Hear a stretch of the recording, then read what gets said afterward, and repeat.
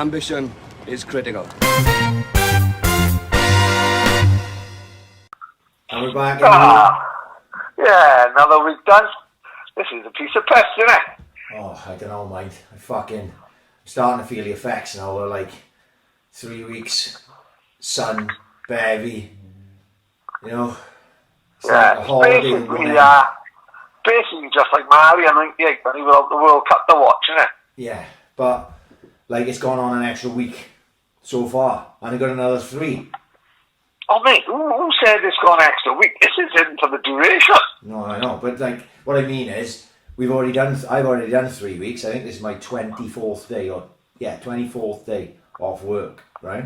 Have you left the house? No. Aside from going running, I've been running to keep the booze weight off. Yeah. And I get out the house for a bit. So I've been going running 2 or 3 times a week, and I've been to the corner shop a couple of times, and that's it.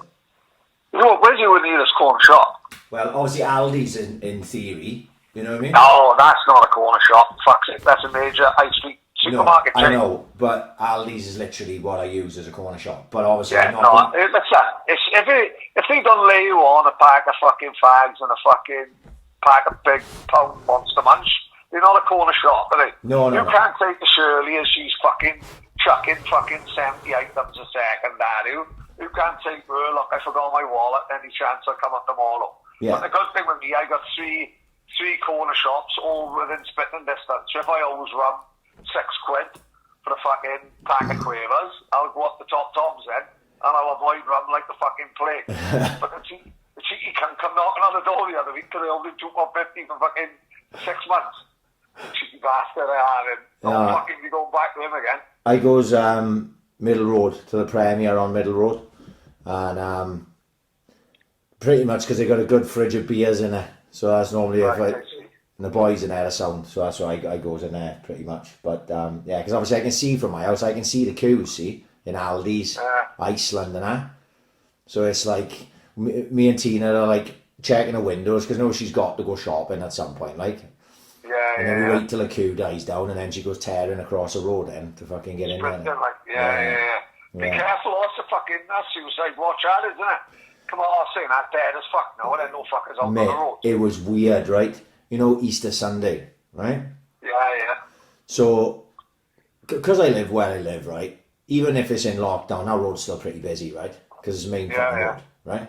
One of the main roads, most main roads in fucking Swansea. So, Sunday though, mad, right? It was fucking strange. I've never known it so quiet. There wasn't a car, there wasn't a sound. There was not a sound. Normally, like I was in the kitchen, I had the window open, and normally, because that's obviously at the back of my house, you can still hear traffic, right? And you hear fucking sirens and all types of shit like that. I couldn't hear a thing. I was standing in my kitchen and it was just deathly silent, like as if there was no one else in the world bar me there with my fucking marigolds on, fucking doing the dishes, like, you know what I mean? Proper 28 days later job. Weird, mate. It was a surreal experience. I was trying to explain it to my missus because she was upstairs with the kids and it was having a shower or something, and I was like, she came down and I was like, fuck, listen how fucking quiet it is. I just was stood there, just listening to how quiet it was, if that makes any fucking sense, like. Yeah, of course, yeah. It was fucking odd. It was odd, like. But I think that was because, obviously, there's no supermarkets open on Easter, you know? So no one can go shopping. So, you know, with everything else being closed, there was literally no reason to go anywhere, was there? You know what I mean? Yeah, it should have been a proper fucking duvet day, you know? Should have been like picking Todd Terry night, I think, all day. Fucking got it. That was that.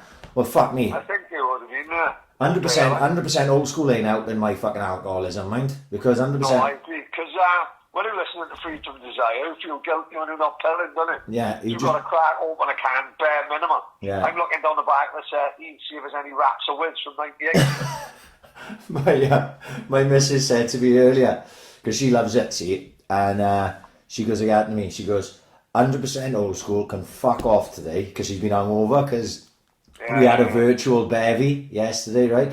It was her brother's birthday, so we had like a virtual party fucking on Skype, me, my missus, her brother, his missus, my father-in-law and his missus, and my missus' mother, right? Yeah.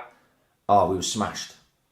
Oh, no. Yeah, literally got on Skype about 7 o'clock. I thought, oh, we'd be about, half hour by here, have a drink, just fucking, it was 11:30, we were singing like fuck over Skype. I was drunk as fuck. Yeah, it is bad. Mate, my fucking daughter's turned into an alcoholic. She's fucking drinking fucking Saturday night, she's on half a bottle of fucking gin. Who tries to be this cool parent and all that to the mates are fucking smoking, hanging out the window and baby and hiding for the parents. Like, I just says, fucking crack on, fucking, but fuck me. She's fucking on the AU vodka tonight, fucking full fucking half a fucking bottle with a fucking drop of lemonade. Hey, did you get comped that through shameless plug-in, or did you have to buy it? Listen, mate. Listen, he's a small business struggling. He's down to his last 3 million, isn't he, Charlie? So, no. There's deals for the Saints boys, isn't there? But fair play, he's fucking absolutely smashing it this weekend, isn't he? It's everywhere he fucking look, in fairness. Yeah, well, it's the best marketing campaign I've seen since you've been tangoed, isn't it? Well, all the marketing campaigns is just Saints boys getting smashed out the kitchen on the own, arguing with their wives, like. Oh, mate, that's what was last week. Then fucking neck nominates. After doing a podcast last week, and I said, I won't be doing no fucking neck nominates. I don't need to do this and that, blah, blah, blah, blah, blah. Mate, I got nominated in fucking so many, right? And then people were calling me out, and when I was saying no, they were like testing my pride, you know what I mean? And I started losing my fucking rap. You've changed and all that. Oh, were you fucking, I thought he was a bit of a baby and all this. I was like, oh my God, they like really fucking dented my pride, yeah? And then, whereas next thing, I'm fucking leathered, 100% old school, fire pit, steaming drunk, can't remember going to bed. So, well, the thing I feel about the keep up, so too late to start now, and I'm too late in the day. Don't be silly, we got debuts every day. Every day there's a debut. Tell me that I bet that takes up half a day now. Well, it is, yeah. It is literally. Yeah, that is. I'm like the David Koresh of kick-ups. You know what I mean? Yeah,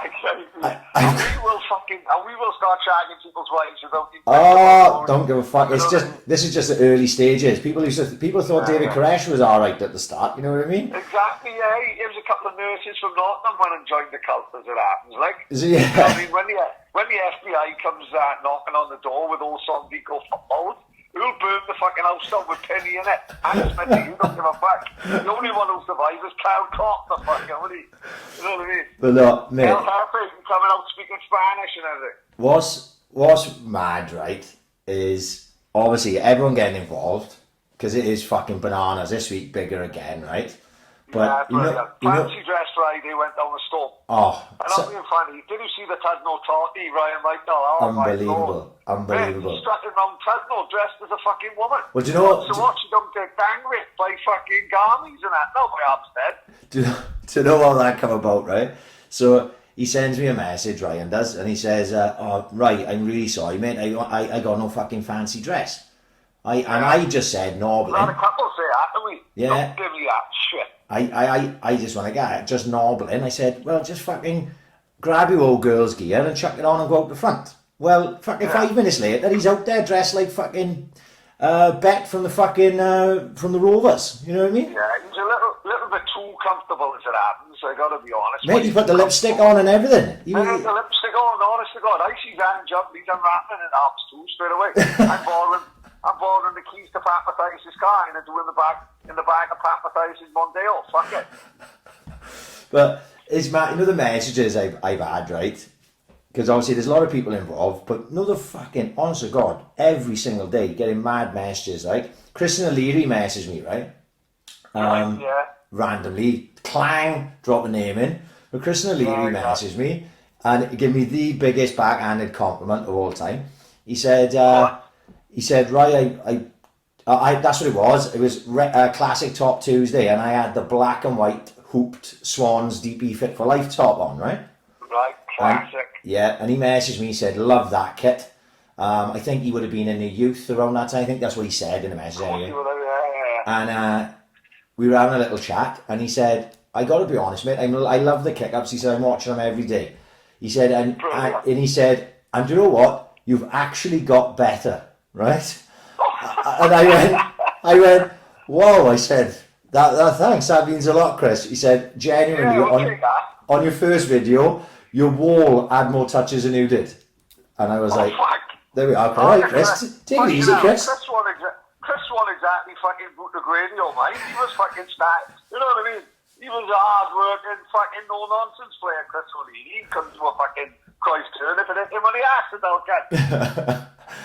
But, no, mate, it's been a fucking fantastic novel. I just don't know. I don't know how to end it now. That's the thing. It's like... Fuck, no, fuck.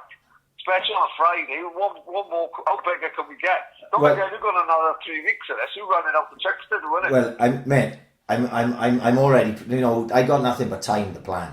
You know, so I'm like, right, I'm going to start doing this. I'm going to start doing that. But what I don't want to do is overdo it. Like, you know what I mean? And you're just doing it for the sake of doing it. But this week it's been massive. Tuesday, Wednesday, crazy. Thursday was crazy, and then today, obviously not as busy because some people didn't want to do the fancy dress, like. But that was worth it for all the people that did do the fancy dress. Yeah. Because... My girlfriend come out to the fucking... The Kelly Bunny is fucking unbelievable. I just won't expect that. No, took me by surprise, like. That was the one... The music, just the music from like... It was like music from Bugsy Malone, wasn't it? Yeah, right? And I was fucking gone. Then Ryan Crowe comes on dressed as his old man. Does the kick-ups. Flicks it into the dog's kennel and then red cards the camera. Do you know this? They say the more creative stuff was fucking brilliant. Morty does it in his kitchen, knocks it into the fucking into the sink. Morty's impressing me massively, mate. Yeah. Fucking hell. I just thought he was Jeff Evans #2. Fucking hell. I said he's the best back garden footballer I've ever seen in my life. Ever, man. He's fucking like Michael Laudrup up on his grass, isn't he? Stick him on the pitch, he's like a fucking ninja down, smash him into the fucking goal level, isn't he? Smash him into the goal. He ain't doing, and he's a left foot as well, I'm gonna fucking kill him. He'd be in the lounge of the goal before we could say fucking left peg, wouldn't he? But out this back garden on that fake grass, he's made for, isn't he? Brilliant. You know what I mean? Brilliant. But like I said, it's been a novel. Like, I was hammered this morning when I got up. I was still drunk from last night, dressed as a fucking someone from the Sound of Music out my fucking back garden doing kick-ups. Thank fuck I did them first time, because when my neighbours come out and seen me looking like that, they probably would have called the old bill over, like, you know, Ryan's fucking head's gone. Someone come and get the men from the club. When fancy dress from it? That was my missus' fancy dress. So a couple of years ago we went to Busfest. Not the one I broke down. This was the one I made it to, right? Right. And they remember we went to the Party Pavilion. They did that Oktoberfest. Amazing. We had a great night, didn't we? But they were doing that for one night, the Saturday night in Busfest, right, in the big arena. So we bought fancy dress. So I had one where it looks like I'm sitting on another guy's shoulders. You know the one I'm talking about? And I had that. And he's dressed like that sort of Bavarian style. It looks like I'm sitting on his shoulders. I had the hat. My missus had the dress and all that. And my kids had the fucking fancy dress as well, right? We had a hell of a lot. But, so I thought, well, I can't do kick-ups in the one I've got. It'd just be basically impossible. So I said, give me yours, teen. I'll wear yours instead. So... Don't mind a bit of cross-dressing, you know what I mean, just for the sake of banter. I don't mind embarrassing myself, just for the lols. I don't mind fucking... remember we used to have the chicken outfit, didn't you? Yeah. I used to come out every house party, mate. Yeah, well, listen, it's just anything for the fucking laugh, and like you say, just to pass the fucking time. But some of them today were fucking brilliant. Everyone who got involved today. Wasn't as many as it been the last 2 or 3 days. But when you've seen the levels, you mentioned Copy earlier, right? Kyle Kopp fucking done kick-ups on Tuesday or Wednesday, right? The level, you know what I mean? He's throwing in round the world flicks that's in the middle of them just for shits and giggles, like, you know what I mean? Some of the boys are class, like, but when you look at Corpy doing it, Corpy looked like he wasn't even putting any effort in. It's like that's what, you know, obviously he's such a good footballer, obviously, playing in the Welsh League even, but you could see that he had all those pro type touches, like, you know what I mean? He's fucking brilliant. But yeah, good laugh, and it'll continue as long as we're having a fucking giggle and bringing a bit of entertainment to people to fucking keep people busy, innit? You know what I mean? It's, yeah, fuck, yeah. you know, say we're 3 weeks in now, we fucking, you know, I'm still watching a bit of TV, I'm still running, I'm still fucking doing what I can to try and stay off the fucking ale as much as fucking anything, because it's just, the weather's been too nice. I was glad it was raining today, I didn't do fuck all. You know, Really? just sort of sat around all day, let the kids go on the Xbox all day, and just watched a few things on fucking Netflix, shit like that, like, you know. What are we into? Right. I watched the other day the Louis Theroux documentary about Joe Exotic. It's not exclusively about Joe Exotic, right? Yeah. It's on Netflix. On Netflix, it's on his Weird Weekends series, and it's called... When you go around America and Yeah. all the fucking crazy crap. Yeah. And anything Louis Theroux is worth watching anyway. I think the guy's a fucking genius. I've loved him since I was a fucking kid. I've watched everything he's fucking ever done. You know what I mean? He fucked up with Savile a bit, didn't he? Yes, and I was going to get to that now. Let me tell you what the Joe Exotic one is really good. Is it from a couple of years ago, yeah? Yeah, it's from a while back. So obviously they couldn't have been filming. I think it was 2013. So they wouldn't have been filming actually what became, you know, the Joe Exotic fucking documentary. Right. And he seems a little bit more normal in it, you know. But they go around a load of different people with dangerous pets in America. Man, the Yanks are fucking crazy. They got like chimpanzees in their back gardens and shit like that, like, and fucking all sorts of dangerous animals, tigers, lions, fucking, you name it. They've got it, the Yanks. They fucking mental. They're not right. So it's worth watching. It's called Beware of the Tiger on Netflix. But on iPlayer it's on as well, and it's called Most Dangerous Pets in America, I think. But all Louis Theroux's Weird Weekends, all those different ones. There's he did a load recently, like he went to Baltimore and the drug trade, and he went somewhere else, the sex trade in America, and all these type of different ones. But the Savile ones are weird to watch, like. Yeah. Because I remember watching the first one when it first came out and thinking, fuck me, he's oddball, isn't he, Savile? Yeah, fuck, he done it. He, like I said before, I think you mentioned on the army, that cunt got away with it, like, unbelievably. He went to the grave knowing he got away with everything, like. Yeah. You know, he was like, you know, he got brought in as like a marriage counsellor between Charles and Diana. Fuck. You know that? No, I didn't. So look how high up he had the fucking ear of people, like, you know what I mean? Yeah. You know, he was upright, he was in with Thatcher and fucking, you know, the royal family. Makes him question everything, doesn't it? You know, fucking look, if someone that fucking high up can get that high up in the corridors of power, like, what was it? There was a boy who worked with me, fucking dad, and fucking, like, he didn't get raped by fucking Savile. He wrote to meet Roland Rat in 1984, 85, like. Right. And he fucking asked fucking Jimmy Savile to introduce him to Roland Rat, which would have been hell of a fucking tweet. I mean, all fairness, Dad and Jimmy Savile and fucking Kev the Gerbil. Yeah. Fucking crackers, like. He didn't get on the show, but he had a letter of Roland Rat. And all I remember is how it started. It said, "Dear Rat fan." Tickle me at it, I don't know. Dear Rat fan, sorry I can't meet you. Thank fuck that. Imagine me fingered by Savile. I'm sacked off by Kev the Gerbil. Yeah. Fuck that for a Thursday. Yeah. Because when I fucking years since I seen the first Louis Theroux meets Jimmy Savile one, but obviously after Savile got outdid, but he was brown bread then, and after Savile got outdid, Louis Theroux did like a second part, didn't he? Right? Right. Where did you ever see this? No, I don't think so, no. It's brilliant. It's well worth watching. Brilliant. Hang on. Let me rephrase that. It's fascinatingly interesting, right? Because Louis Theroux goes through the first documentary and picks out parts of it and goes, how didn't I fucking know? Right? You know, look at this, right?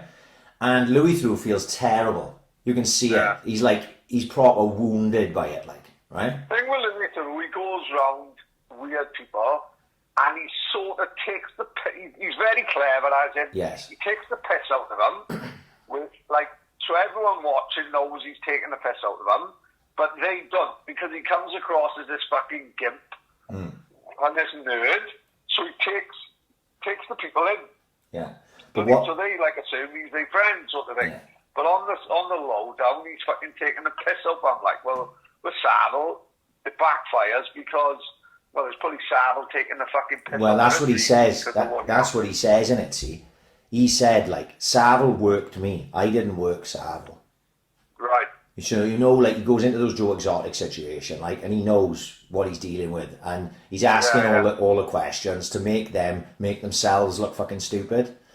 Yeah. But he like Savile, when you see it and he breaks it down, you see how Savile was a master manipulator and was actually manipulating Louis Theroux, not the other way around. Like, It's like I say, it's fascinating to watch. Like you say, sickening, obviously, because you've got to watch a bit of fucking Savile, and you know, now down the line, you know what he's done. You know what I mean? Did you watch that, or did you listen to the James English, John Wedger podcast yet? No, I haven't had the chance yet. Fucking hell, I'll do that tomorrow morning. Because he actually, that John Wedger talks, you know, a lot about the power and the people, politicians, everything, all involved in child sex rings and that, and all the people we mentioned before, like Teddy Butt and not Teddy Butt, Teddy Butt. Where did I get that from? Teddy and all those fuckers, and you know, he's quite open and honest about everything, and he actually talks about Madeleine McCann as well, and it's not the easiest. Really? It's not the easiest listen you'll ever have, but again, fascinating to hear his opinion and actually what he did in his life that gives him the sort of position where he can talk about these things, educated, like, you know. That's really, really worth fucking checking out. I tell you what I watched this week, mate, and I don't know if you've seen it, but if you watch it, it will give you anxiety to fuck, right? Go on. Free Solo. Is it the Disney one, isn't it? No. This it's a documentary, right? It's National Geographic. It's about the guy climbing Yosemite Mountain. Yeah, he climbs the El Capitan. Fucking lunatic. Yeah. I haven't seen the end. He fall off and die. No. Oh, right. Spoiler alert. But, right, the way they film that, you know, these fuckers, they're so clever what they do, aren't they? Right? Right, go on. Like, now, everyone got a big TV these days, isn't they? Right? Yeah. Right? Now, if you've got a decent sized TV, like I'm not, you know, everyone got a big TV, so I'm not exactly showing off. I've had mine for about 10 years. It's a 50-inch TV, right? Yeah. You watch that fucking documentary on around a 50-inch TV and you will get fucking vertigo. You know the way they get the shots of of the people, of him climbing, the build up to it, everything. And when he does the climb at the end, right? My youngest boy was watching it with me, right? And genuinely, he grabbed my arm and buried his head into my shoulder because it was like frightening to him, you know? Yeah. Because you were seeing, they've got drones flying above, and you're seeing this div climbing this cliff with no rope, nothing, right? And like, it's 3,000 fucking feet, right? So once you get, what would you die from? You know, you could die from 20 feet, couldn't you? Yeah, but you could probably climb back down from 20 feet. But once you get up to 500 feet, you're pretty much just going to keep going then, aren't you? You know what I mean? Isn't it mad how they got all little, like, nooks and crannies that they sort of plan their route up, you know what I mean? You had to, like, memorise. Yeah, you had to, like, memorise everything. So I got to do this here, I got to put my foot exactly there, I got to rest with a certain amount of weight in that direction, then reach up and grab that there, and it's like fucking chess with your life. You know, it is. It was in 1990, what would have been 98. We went down Duke of Edinburgh with fucking the Swansea Institute, and we went down St David's in Pembrokeshire way. Mm-hmm. And we abseiled down this cliff face. Right. Abseiling. Brilliant. No going down. You think you're one of the fucking SAS, no, in the Iranian embassy. Yeah. You're fucking flying down easy. Then you've got to climb back up this It's basically just straight cliff face, like. Right. Fuck. I was going mad with this Portuguese fella. He was out to the sort of thing. I called him all the fucking cunts going. I told him, "Why fucking Figo, you fucking fat cunt, get down and help me." No, it's hard. No, it's just a bare cliff face. Yeah. You're like fucking climbing up like with your fucking nails and shit. Yeah. And I'm like, "Fuck you fucking twat." I'm not Spider-Man. I was going fucking mad. They was all waiting for me. You know, it was getting dark and everything. It took me about 4 hours to get back up. Yeah. Only about 30 foot in the air. Nigel Bragg was chucking chewing gums at me. The fucking prick. I fucking killed him. This fucking Portuguese fella just wanted to leave me there. Fucking hell. Fucking chill out, Mourinho. Get down and fucking help you, prick. Nightmare, but mate, shit myself. Hard work, man. Yeah? So how that fucking fucker manages up your 70 mountain, I don't know. Oh, fuck, mate. Like you said, it's brilliant. It's another thing, like fascinating, anything like that. I went on my Android box and I just literally clicked on documentaries on the movies that I got, like, and I was going through and I was listing them off. So I've got a list now of documentaries I'm just going to go through when I get a chance, like, you know. I did watch, I don't want to talk about it yet because I got something else planned, but I did watch a Maradona documentary. Fucking unbelievable. One of the best. It's the fucking 2 hours of fucking... It's one of them, mate, like, I've been checking a couple on Instagram, right, that I've been rewatching, like, early 92. Unbelievable. Mate, I watch it once every couple of months. Easy. Precinct 75. Brilliant. Watch it every 6 months. Mikey Dowd, fucking, what a character that fucking, what a fucking man. Absolute crackers. And that Maradona documentary is one of them where you can just stick it on your Sky Plus and just leave it there for years. And Supersonic is another one with the Oasis one. Well, leave it on your box and just watch it every 6 months.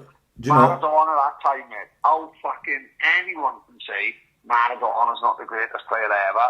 Is just living in a fucking fantasy island. That Napoli side was fighting relegation when he went there. They won the fucking lot. And this is at a time where Italian football is the best in the fucking world. Yeah. Right? You know what I mean? Without fucking question. Well, you look at you have a look at some of the sides, like Maradona's agent pimped him out to all the Italian sides, right? And none of them wanted him. None of them wanted him. Juventus had Platini, right? Sampdoria had Vialli. Fiorentina had Socrates. AC Milan had fucking side, all that Rijkaard, Van Basten, they had all. He went to Napoli. Don't get me wrong, the fucking Napoli president bet the bank in him, didn't he? And fucking was a record signer. But Napoli had no other players. He was fighting relegation. Within 2 years, they fucking won the fucking Scudetto, like. It's unbelievable watch. It genuinely couldn't take my eyes off it for fucking 2 hours. It's fucking brilliant. 2 hours, man. Like, obviously, we talk about Maradona. He's probably my favourite footballer of all time. Like, watching him do things, like, he can do more kick-ups with his heel facing away from the ball than I can do kick-ups. It just doesn't make any sense whatsoever. The only person I've probably ever seen as comfortable with a football as Maradona is Ronaldinho. You know the things they can do. You know what I mean? They'd have the same ilk. I don't think Ronaldinho is a world-class footballer, don't get me wrong, but I don't think Ronaldinho is as good as Maradona, like, ever was. But you see Ronaldinho got arrested the other day. What was all that about? I know. The cunts walking around with a false passport. Mate, you don't have nothing like Giuseppe. You're fucking 6-inch teeth, you don't get. Yeah, that was a strange one, that wasn't it? But yeah, like, for 3 days. Some of the stuff that is, obviously the Napoli, right? Like, mate, tell you what, fucking really, I've seen, he has that fight with the Bilbao players when he's with Barcelona. Oh, yeah. Do you see the knee to the Swede? Mate, he sparks that guy out. Yeah. Absolutely puts him out. Now, I've seen that fight, I don't know how many times, and for some reason... I've never noticed that before. I never noticed that until today. He absolutely dismantles the guy. He proper puts him to bed with a knee in the face. And then his flying kicks all round then, and it's a proper fucking brawl. But what people don't realise is, like, this is like a generation thing, isn't it? Maradona's from a fucking shanty town, mind, in Argentina. Like, when you see the photos of Maradona as a kid, they fucking black and white film. Yeah. You know what I mean? Like, he's from a proper shanty town. Then I suppose it's similar to Tyson in a way. You know what I mean? Around about that era. But you've got these boys, like Tyson was from the roughest fucking part of New York. Didn't know his old man. I think his mother was a prostitute. And these fuckers are from the dregs of society. Yeah. And all of a sudden, they're multi-millionaires surrounded by people who just will not say no. It must be a mad feeling. Well, Like, I watched, the other day, I was showing Conor McGregor walk Michael Conlan to the ring. Yeah. In MSG. Well, Conor McGregor saying jokes, like, they're not particularly funny. But lumping, fuck, it's 30 people barely laughing at him, right? Yeah, yeah. And then when you get to that stage of fame, you must be like, I can see how people lose the plot and think they're invincible because you're surrounded by so many fucking yes men and no one will tell you no. And like everyone laughs at every single thing you say. So you must think you're the funniest person, the most intelligent person, the most handsome because all these birds are falling in your fucking feet. It must be a crazy position to be in. Yeah. You know, there's not many people in like that go through life in that position like Jeff McGregor now, you know, like fucking gazillionaire and fucking one of the most well-known sports stars on the planet, Maradona, Tyson. There's not many that Madonna. There's not many people who reach that type of fame. You know what I mean? Transcend everything, like. Yeah, transcend sport, music, TV, film. If my old man knows who you are, then he definitely made it. Like, do you know what I mean? Like my old man would know who Tyson is, wouldn't know who fuck Lennox Lewis is. Yeah. You know what I mean? Yeah. He knows who the guy fucking hosted Strictly Ferretin. His favourite VHS of the fucking 80s, didn't he? That he took the piss out of him for. You know what I mean? But Lennox Lewis, he won't have a fucking Scooby like. No, well, you see, when Maradona signs for Napoli, in this day and age, who moving where would create that amount of people on the streets and carnage for a signing? You know what I mean? It just wouldn't, would it? It just wouldn't. Because everything now has changed. Everything's a little bit more sanitized. To see Maradona then, like if I want to see Maradona now, I pick up my phone and I just put Maradona and I can see him in seconds. Whereas you were talking about 80 whatever he went there, 85 or 84. He fucking the people from Naples are coming out to see him because they may never have seen him before. They just and he's like this godlike figure. You see when he comes back after they win the World Cup in '86, and they're going off the bus, and there is just fucking pandemonium. Millions of people. And have you seen how big he is by a minute? He literally cannot. He cannot move. He cannot move, and that is it. You look at his face, and even Maradona looks claustrophobic. Like, is it fucking hell? What's going on? And it's just, he lived his life like that. No matter where he went, he caused carnage. He caused absolute fucking carnage. People coming from everywhere. That's the level of fame he had. And when you see his performances, that '86 World Cup, there's probably... He won the World Cup himself. There's probably never been a better individual performance over the whole of a World Cup as Maradona in '86. Maybe someone would say Pele in 1970, maybe, but look at the side Pele was in 1970 compared to the side Maradona. Pele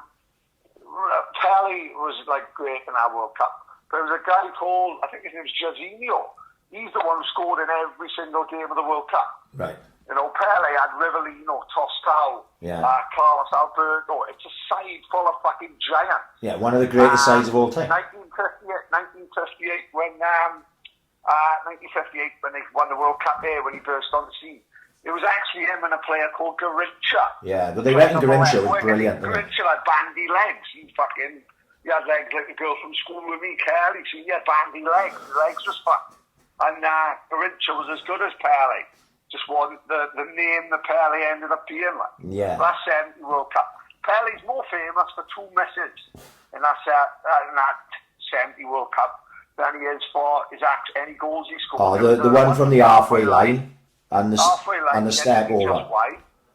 and the one where he run past it and made the keeper look like mincemeat. Which, funny enough, I done that to Mitchell Joseph up the Phoenix Centre, mate. Run past like that and made Mitchell Joseph look a fucking mince.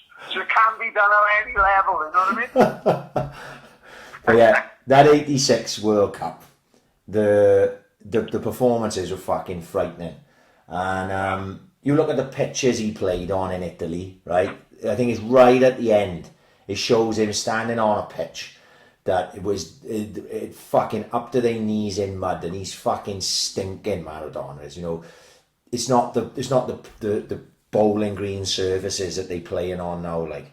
And he was potentially getting hat-trick jobbed every single time he went out there because the game was completely different. He would be protected now, Maradona would. Of course he would. But he talks about how he had to adapt his game to go into Italy, change slightly the way he did things, like, you know, because his game as he was playing it then would only take him so far there. He talks about it. I thought it was fascinating. I thought it was absolutely fascinating. The only problem with it makes me hate football over here even more. You missed that time, didn't you? It's just not football anymore. There's a team in Argentina called San Lorenzo. If you type in Twitter, you'll find the video. Just type in San Lorenzo fans, right? And you'll see a few videos of this team. I think they're middle of the table team in Argentina. And mate, have a look at the atmosphere. Like, it's fucking unbelievable. But it was what we were in the 80s. Now, English football, it's so fucking sanitised, mate. It's just sometimes it's hard to fucking watch and hard to get a grip on what the game has turned into. Like, another one is the Liverpool song "Si Senor." Right, yeah. Give the ball to Bobby, you will score. Type in Boca Juniors, "Si Senor," and you fucking got goosebumps in the fucking works van at 9 o'clock in the morning, man. Yeah. It's like it's a different sport. If that makes any sense. It could be. It's like it's a totally different game. But it's crazy. You know, how come in Germany they can still get those atmospheres? You see Dortmund, Schalke, Bayern, all these big clubs in Germany, and not even the big clubs. You know, you go to St. Pauli and all that. They got a massive following. It still looks amazing there. But everything you can.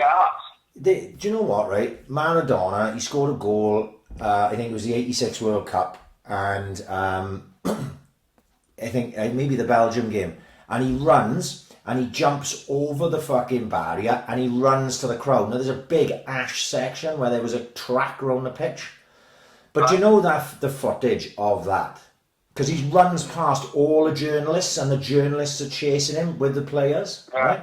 It looks fucking amazing, right? It's like that is proper emotion. The fans are going mad. He's running towards the fans. The journalists and the players are chasing him. And in the UK now, you jump a fucking Odin and they're ready to give you fucking 6 months, like. You know what I mean? Yeah, good. It's fucking shit. They booked fucking people for taking their tops off. Not that that was anything I was ever doing, you know what I mean? But when you just raw emotion, fucking leave it go, I say. Like, you know what I mean? It's just fucking nonsense. And Rovers are like half a song that's like a little bit saucy, like. You has like fans of the same club saying, "Oh, that's disgusting," at it. Yeah, they're all pricks. Fucking shut the fuck up. Every cunt, right, wants to complain about something these days. You've only got to go on, you know, take this coronavirus thing, for instance. People are complaining about people in parks, and then people are complaining about the people who complain about people in parks. You know what I mean? It's like a never-ending cycle of fucking complaining, like. It's like, shut the fuck up, like, just chill the fuck out and worry about yourself. And it's all part of the same thing. Fucking PC gone fucking mad in the UK. And like you say, football is massively sanitised. None of the players come out and are real characters anymore because they're afraid to be. You know what I mean? Yeah, of course. As you know, for all we know, like, fucking, Harry Maguire may be hell of a laugh. But like, he's afraid to fucking say anything or do anything because the press hound him, fucking people, you know, and you got to be boring. They drilled everyone into being boring, like, you know. And that's why then, when you see something like the Maradona documentary, or the Gascoigne documentary, or the George Best documentary, you're going, characters. That's what made him so fucking entertaining, like, you know? It's a shame, really, but there we are. That is football. Actually, leads in, segues like a professional into what I asked everyone to fucking participate in on Twitter, and you asked on Instagram. Yeah, good. Memories of the old days. So I thought to myself, there'd been a real, you've bound to have seen it, a real big thread on Twitter over the last week or so, right? Of Swans fans posting up memories, photos, their old shirts, and it just escalated, like. And a load of boys, I was tagged in one of the very first tweets, and not myself, the podcast was. And so I've seen and been reading through it all, and a lot of people who listen to the podcast have been contributing to it, like, you know. And it was fascinating, you know, reading all the old stuff, like, and then obviously we moved this to the Friday, and I was just coming up with an idea for the name, and I came up with the Friday Night Under the Lights, and then blah blah blah blah blah, and I thought, oh, do you know, that thread, basically what I'm getting at is I fucking plagiarised that thread. It was, the idea of it anyway was like, why don't we fucking talk about a bit of football? Obviously the Town Hill Tory reckon there wasn't enough football on the last couple of weeks. So shout out to the snap. Shout out to Sniffer Kelly. So I said, right, do you know what? Let's have a bit of football then, is it? And let's talk about our favourite Friday nights under the lights. And I put it out on Twitter, you put it on Instagram.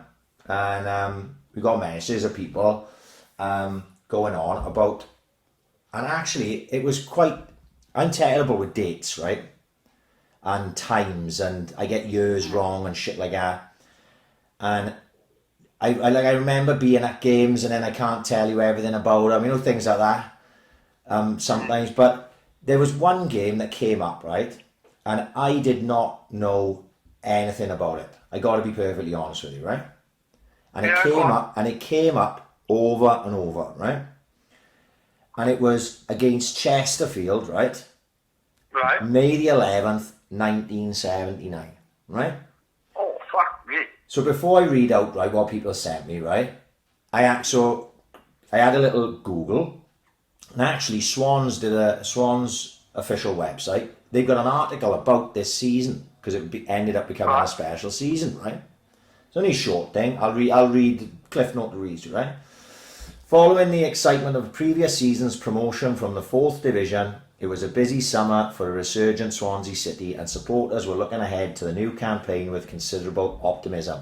Player-manager John Toshak paid a combined total of $54,000 for Leicester City forward Alan Waddle and Crewe Alexandra goalkeeper Jeff Crudgington, while he also persuaded Liverpool stalwart Tommy Smith to join the Swans revolution. Right? Oh, there's a legend now, isn't it? So that's massive, right? You know, you just take the other ones out. The fact that was the year that Tommy Smith joined the Swans to play alongside Tosh, right? So they went through the season. So listen to this now, right? So they get through the first round of the FA Cup. The second round draw threw up a mouth-watering home tie against star-studded Spurs, who boasted the World Cup winning Argentinian duo of Ozzy Ardiles and Ricky Villa in their ranks. So it was the year, basically, where the song comes from, you know, Ozzy Ardiles, Ricky Villa. That prospect would have provided a very unwelcome distraction, but the Swans remained focused on the league and made an unbeaten start to the campaign, justifying the bookmakers' pre-season predictions of them being among the favourites for promotion. The dream tie finally rolled around on a warm summer evening at the packed Vetchfield, where the Swans took the game to their illustrious opponents. Goals from James and Jeremy Charles gave them a 2-0 lead after 38 minutes, although Glenn Hoddle's penalty narrowed the deficit before half-time and Jerry Armstrong... Real football, isn't it? Real football. Listen, just listen to the names, like, right? Glenn Hoddle, one of England's most talented footballers of all time. Oh, amazing footballer. Right. Jerry Armstrong, Northern Ireland's one of Northern Ireland's biggest names of all time, played in Spain. Scored the their most famous goal, didn't he? There we are. They beat Spain 1-0 in Spain 82. 82. Levelled with 20 minutes remaining to ensure a replay at White Hart Lane. But what happened in the replay became the stuff of legend as goals from Toshak, Charles and Curtis secured a memorable 3-1 victory for the 3rd Division side. So that, obviously, one of the most famous games in Swans history, especially for the time. They beat the fucking Division 1 side when they were in Division 3, away from home. Got fucking big part of a song, Take Me to the Veg Field. They had a disappointing festive period with the Swans recording just 1 win, but the signing of Ian Callaghan in midfield. Jesus, Liverpool legend, isn't it? Right. 700 odd games, like. This is why I'm reading this through, because when you chuck all these names in, right, this is why I had to read it too, right? The side responded brilliantly to defeat at Lincoln City towards the end of March and ended the season by embarking on a 12-match unbeaten run. So let me get to the game. It all came down to the final game of the season against Chesterfield at a packed vetch, where maximum points would mean promotion from the 3rd tier. Now this is 1979, so I was born in a November. No, I wasn't even born. This is May the 11th, 1979, so I wasn't even born. I was born in a November. So, and you were obviously a fucking baby, like. I'm sucking on the old girl's tit on a Friday night, don't worry about that. The Jack The Jack Army was stunned when the visitors took a surprise lead inside the opening quarter of an hour, but Waddle replied within just 3 minutes to send the sides in level at half-time. Chesterfield were camped inside their own half after the break as the Swans pushed for the decisive second goal. Toshak substituted himself on to the field as the final throw of the dice with 20 minutes remaining, and it paid off as he met Danny Bartley's cross to head home and send the Vetchfield into ecstasy. Kevin Bartley's old man. While also sealing the Swans' return to the 2nd Division after 14 years away. So you can see now that whole season, the players they signed, the Spurs game, and then that is the final game of the season to come from behind to win, to get promoted.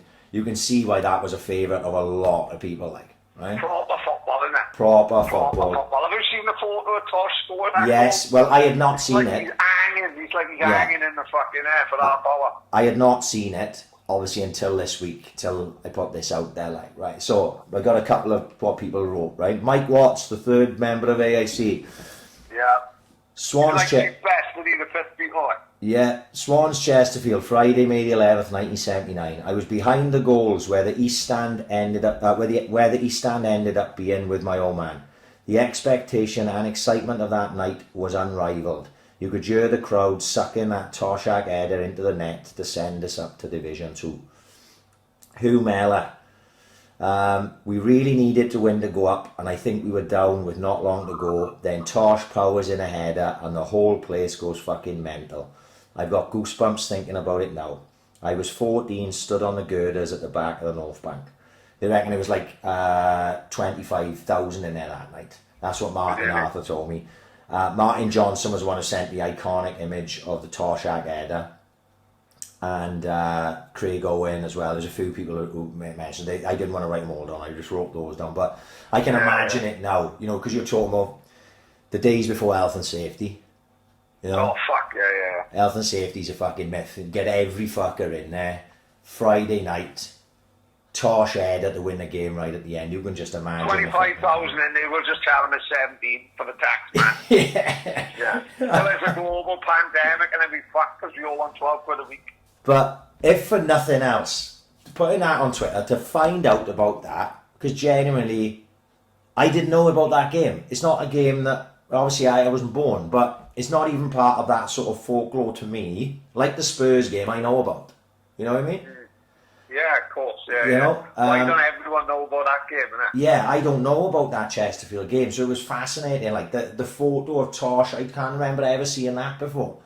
And it sounded, obviously, from what people were saying, it sounded fucking mad. So, just for that alone, I was glad we fucking done this. But we had loads of people getting involved, which was part of why I wanted to do it, because I always like to get people involved if I can. And at the moment, with nothing happening, you're just screaming out for some content. So I got loads of stuff.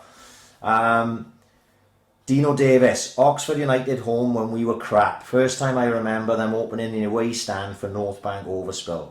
Would have been belting fun if Oxford had bothered to bring anyone except the goalie's parents. Do you remember? I wonder if that's the Oxford sort of, because Oxford had a good side at one point, didn't they? Do you remember they had Aldridge? Young Dublin, Aldridge? Young Dublin, yeah. Houghton? Ray out. Well, if you remember, they won I tell you, well, it's a bit of a Swansea. Like, in 1985, they won the League Cup, the Milk Cup it was called then. Right. John Aldridge, Ray Houghton, and they beat the QPR side, who I was rooting for because he was Robbie Jones in the middle of the park. Ah, right. Yeah, 1985 Milk Cup, I think it was. Oh, well. No, I remember that side because obviously I remember Houghton and Aldridge going to Liverpool. Yeah. You know, fucking both great footballers in their own right, weren't they? You know? Oh, of course. Gareth, this one you know. This is a different one. Gareth Edwards. Octoberish 2003, Swans versus Boston on a Friday night. I remember this game, I was there, right? Right. Great atmosphere, big crowd under the lights, Swans were quality. Think Maylett, and just in case, don't be anyone be a stato on this and start giving people shit for getting a name wrong of someone who scored, right? Swans were quality. Think Maylett and Trundle scored, and Truns tried a chip from the halfway line and hit the bar. Me and Liam Quint walked straight to Revs. Truns and Maylett were in there already with drinks in hand. Doesn't sound like Truns, does it? No, fuck, no. Walked past and I said, great game, well done lads. And Trundle says cheers and invites us to join them for a drink and talk about the game, which does sound like Truns. Yeah. Richard Prothero said the same, beating Boston 3-0 at home, putting us top of the league table after almost dropping out of the league the previous season. Trundle doing madness. It was the one where he murders Graham Potter. Yes, Yeah. And I remember at that time, let me just cut this, a Samboy as well, Boston 3-0, Truns, Nugent and Robbo. We gave the keeper shit for eating all the pies and a long head midfielder for being a jippo, simple at times. Yeah, you'd probably get fucking a warning over the Tannoy system now for singing who ate all the pies. Anyone with long hair was called a jippo. Yeah. Right? Absolutely, yeah. Jibbo. Look at this shit just in fashion, lad, for fuck's sake. Well, I remember now. At that time, what had happened for me the year before, obviously, with me playing on a Saturday, I didn't get to a lot of Saturday games, right? But I would go to as many Tuesdays or Fridays as I could, right? But I can only go to a certain amount of games across the season because I was playing every Saturday, and Sunday at the time. So that year then, the year before, obviously we nearly got relegated. I was making a concerted effort to go as much as I could because I wanted to be there to show support. If you remember, the crowds grew to the end of the season, right? Yeah.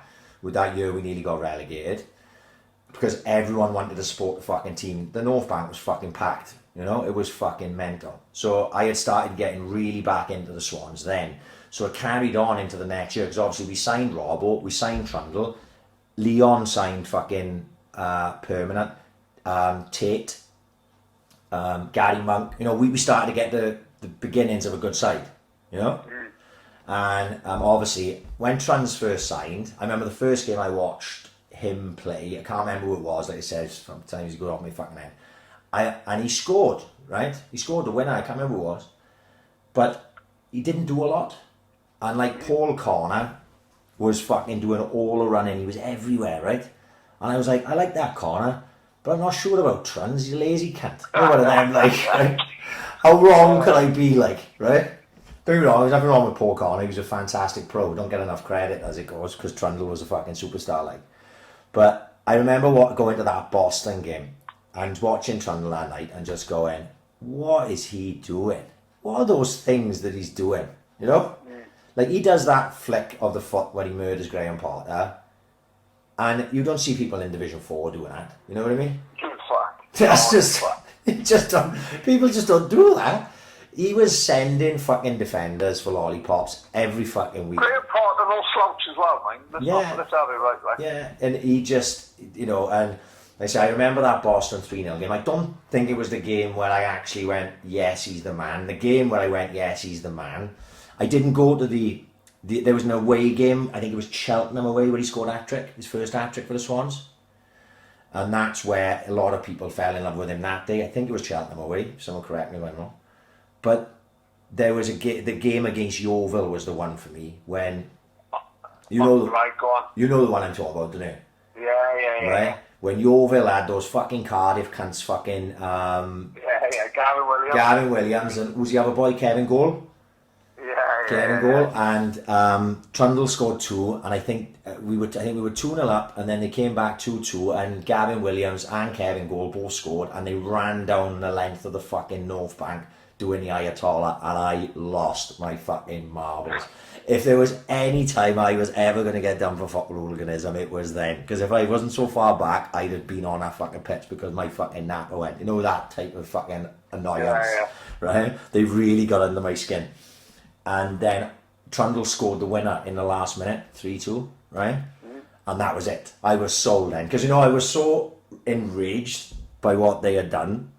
Obviously, the type of thing I would have done if I was them as well. Absolutely. Oh, fuck yeah. We ain't fucking giving them shit for that. You can't give a shit for that, like. But for Trundle then to go and get the winner in that game, I was fucking overjoyed, and that's when I was completely on the Trundle train. If I wasn't on it before that, I'm not sure, like I say, I remember seeing the Boston game and him being fucking frightening as well. Right, moving on. This is Dunk. Last Friday night match, I was at this one as well. Last Friday night match at the Vetch against Oxford, 1-0, Chris O'Leary goal. North Bank rammed, so me and Swans Dave went in the West Terrace next to the away fans, because I think Oxford didn't bring many, and at the time, because we were getting to the end of the Vetch before it closed, you know, every fucker was going. So they sectioned off like the away stand when fans were coming down in droves. They put a barrier through, like a fence through the middle of it, so they were overspilling Swans fans into that area. So I know what he's talking about. So me and Swans Dave went in West Terrace next to the away fans. North Bank and West Terrace, Alibi and Munich fans taking turns singing "You Jack Bastard" to each other. Goosebumps.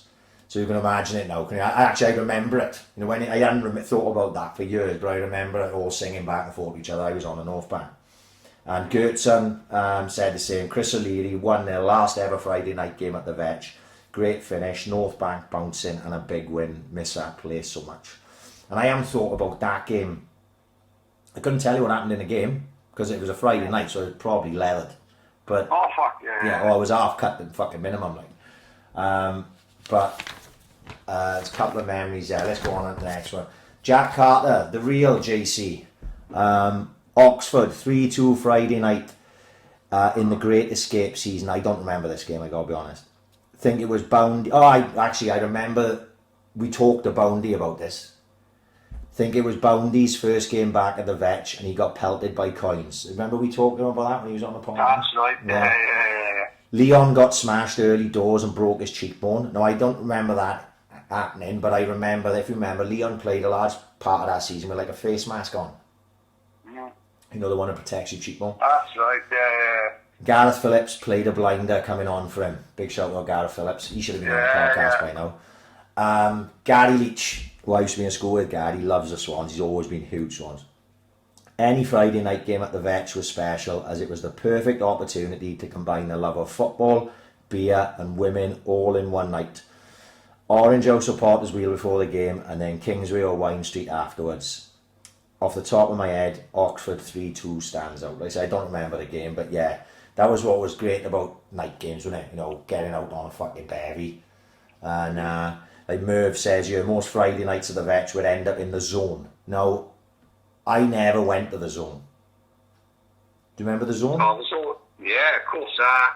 Very handy because these are the days when it was so hard work. If it was in the Brunelin, and the Zone's the closest place to it. Yeah.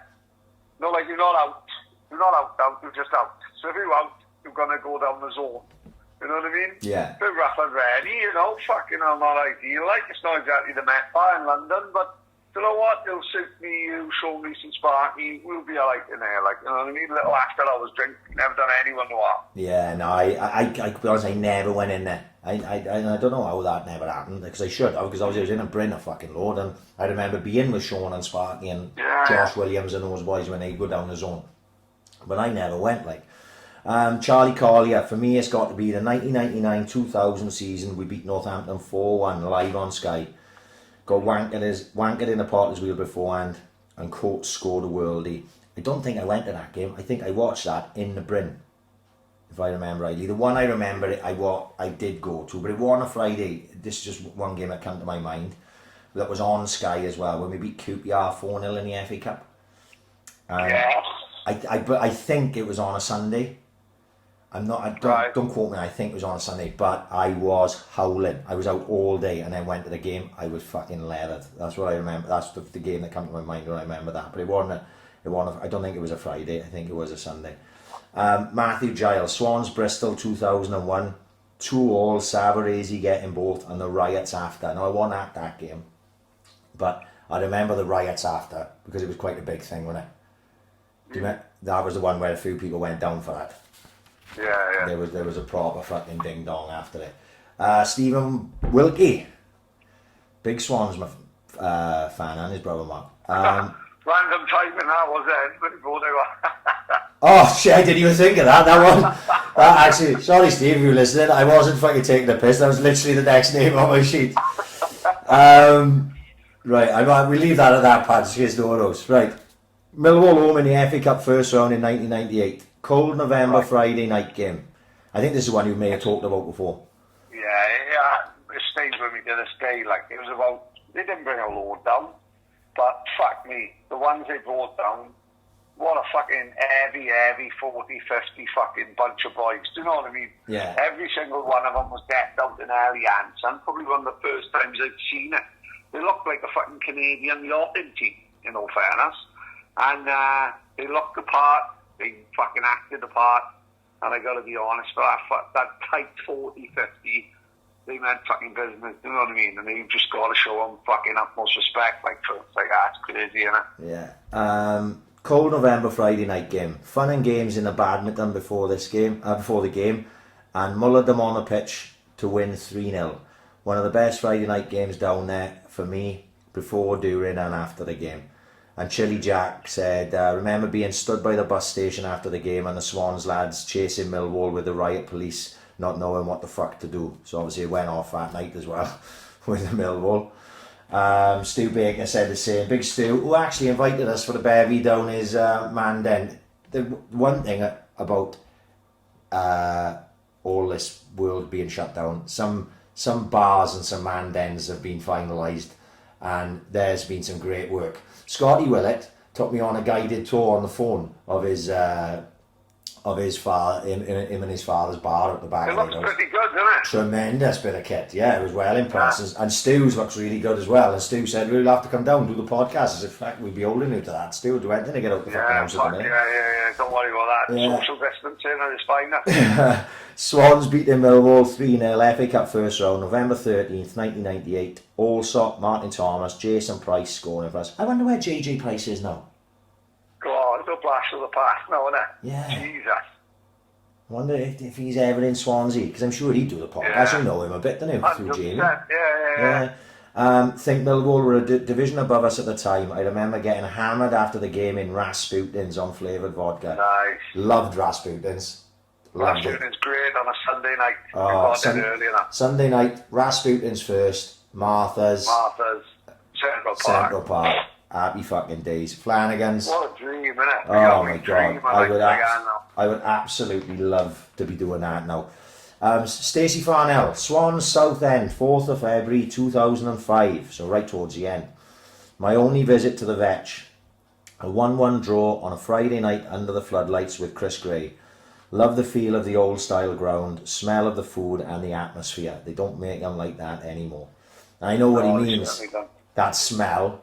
Like, people would go about the smell of the toilets tonight because they were fucking honking when and he was up to ankles in fucking piss. But I knew that smell will never leave you. Like, but there was also that smell when you came around the back of the North Bank. That smell of like food cooking, you know, like proper onions. Yeah, onions, like burger van cooking. That smell. Think now of food in the fucking stadium now. Oh, it's all like plastic fucking burgers already.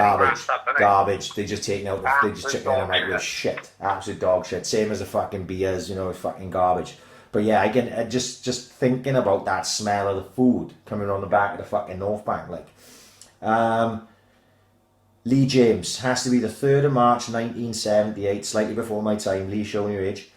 Seeing King Tosh strutting out of the tunnel against Watford 3-3. It must have been fucking mad at the time to just see Tosh act like coming down there and winning European Cups for Liverpool, the fucking Division 4, the Swans. Yeah, fucking crazy.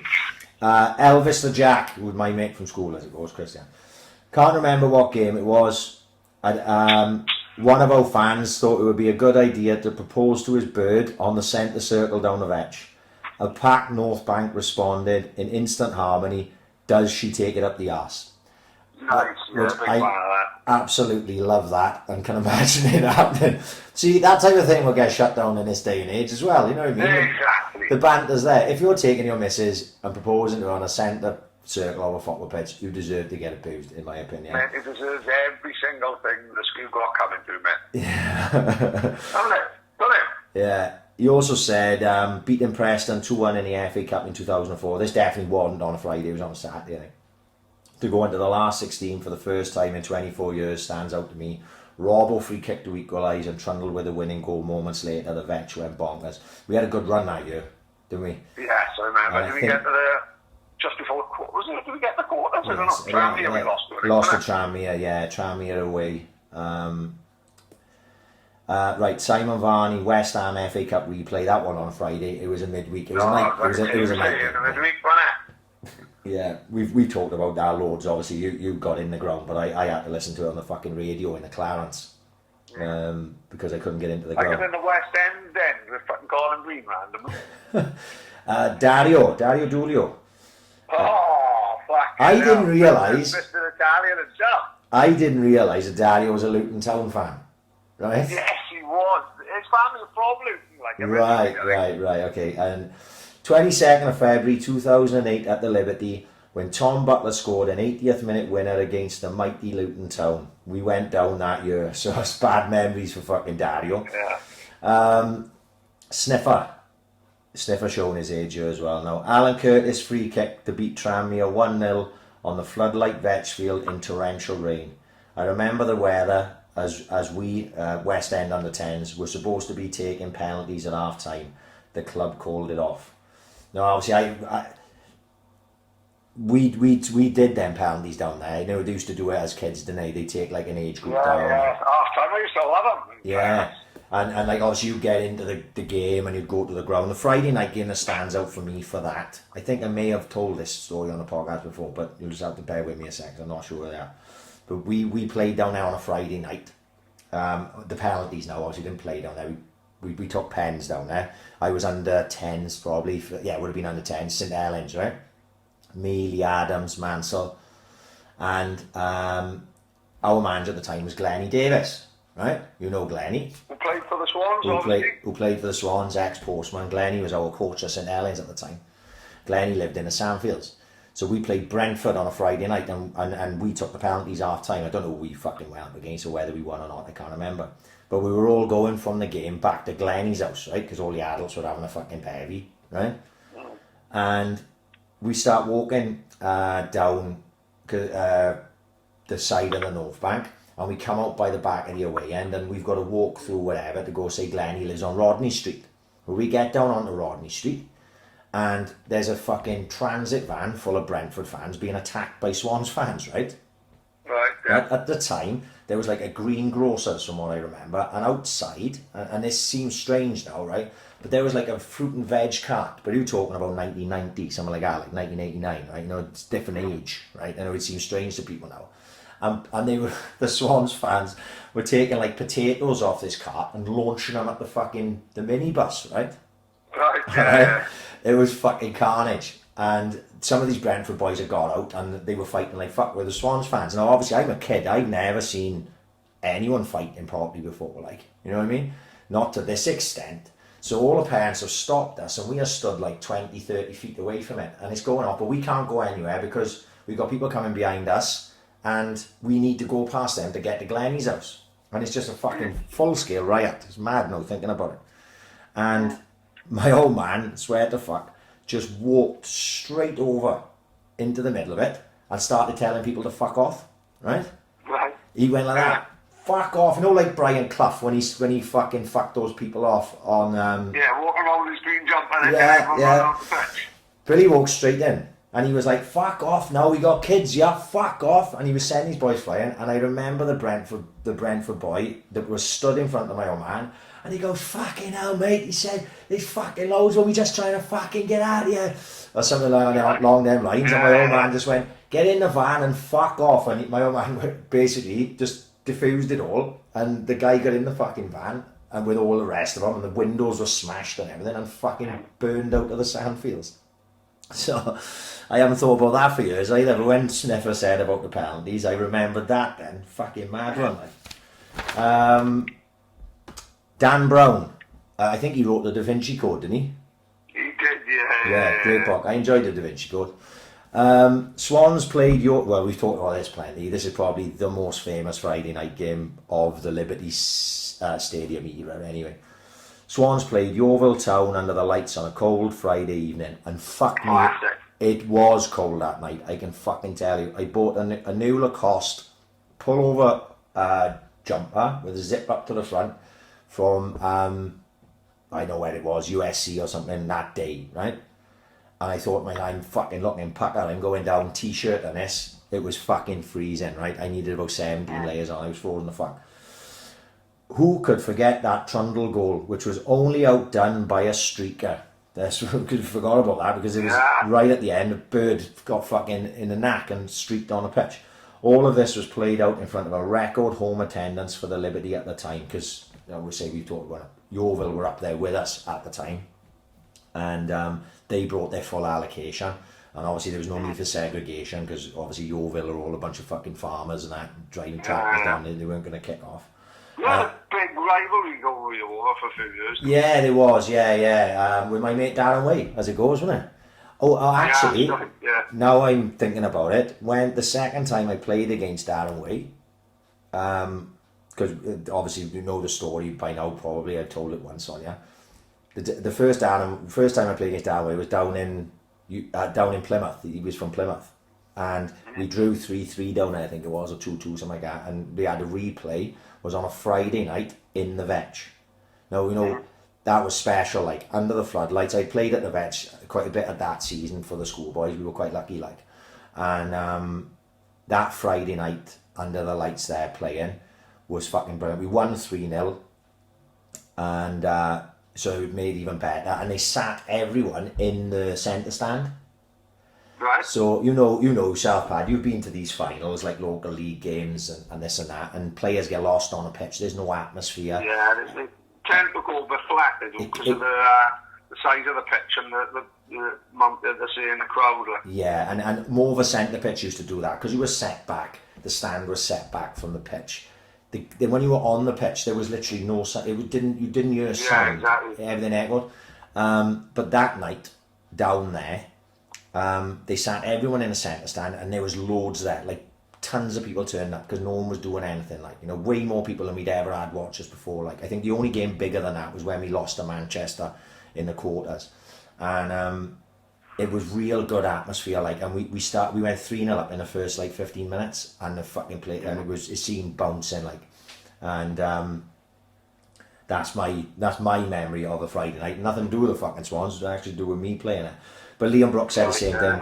First Friday game at the Liberty versus Yeovil. Trundles won the goal, and the first time we packed out the Liberty, incredible. That goal will go down in history.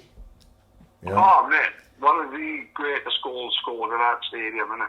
Well, it's a goal which will just go down anywhere. You know what I mean? People don't score goals like that week in, week out. Like, to chest it down from that range and fire it. He couldn't do anything wrong at that time, Truns. He scored. Superb player. He scored many goals. He scored a free kick against Barnsley on a Sunday. The people don't even mention, like, the people go, the Carlisle goal and the Yeovil goal and the tricks and the flicks. He scored like a 25-yard free kick over the wall against Barnsley right on a Sunday afternoon, bent into the fucking top corner. It was fucking phenomenal. If I'd have done it, it'd have been my best goal I ever scored of all time. But it's probably not in Trundle's top 5, like. You know what I mean? Yeah, exactly. Things like that. this is the last one to come in a bit late in the day. John Keith Morris, Truns torturing Macclesfield or Stockport on a Friday night. Sure Soccer AM featured him on the show the next morning, 2003-ish. I don't remember the game as such, but I can remember Truns being on Soccer AM every fucking 2 minutes at that time. Yeah, without fair. Yeah, he sort of, after he did the roll around the shoulders, that was it then. They couldn't get him off Soccer AM, you know? And a great time, and that was that. So hopefully brought back some fucking memories as regards to the Vetchfield, which I still miss. Yes. You know, I know football moves on, like, but fuck, it's not the same. You know? I wish, you wish it wouldn't, like, to a certain extent. You know, at the minute now, I'm looking forward to going back to watch a game and going to the Liberty and stuff and taking my boy and that. But, you know, because we haven't done it. But I'm sure 3 weeks after going back and the Swans are still shite, I'll be going, oh, these cunts, do I have to come next week? You know what I mean? But that's so what do you think will happen then, personally? Today, right, there was it was in the Independent. I saw it on Twitter.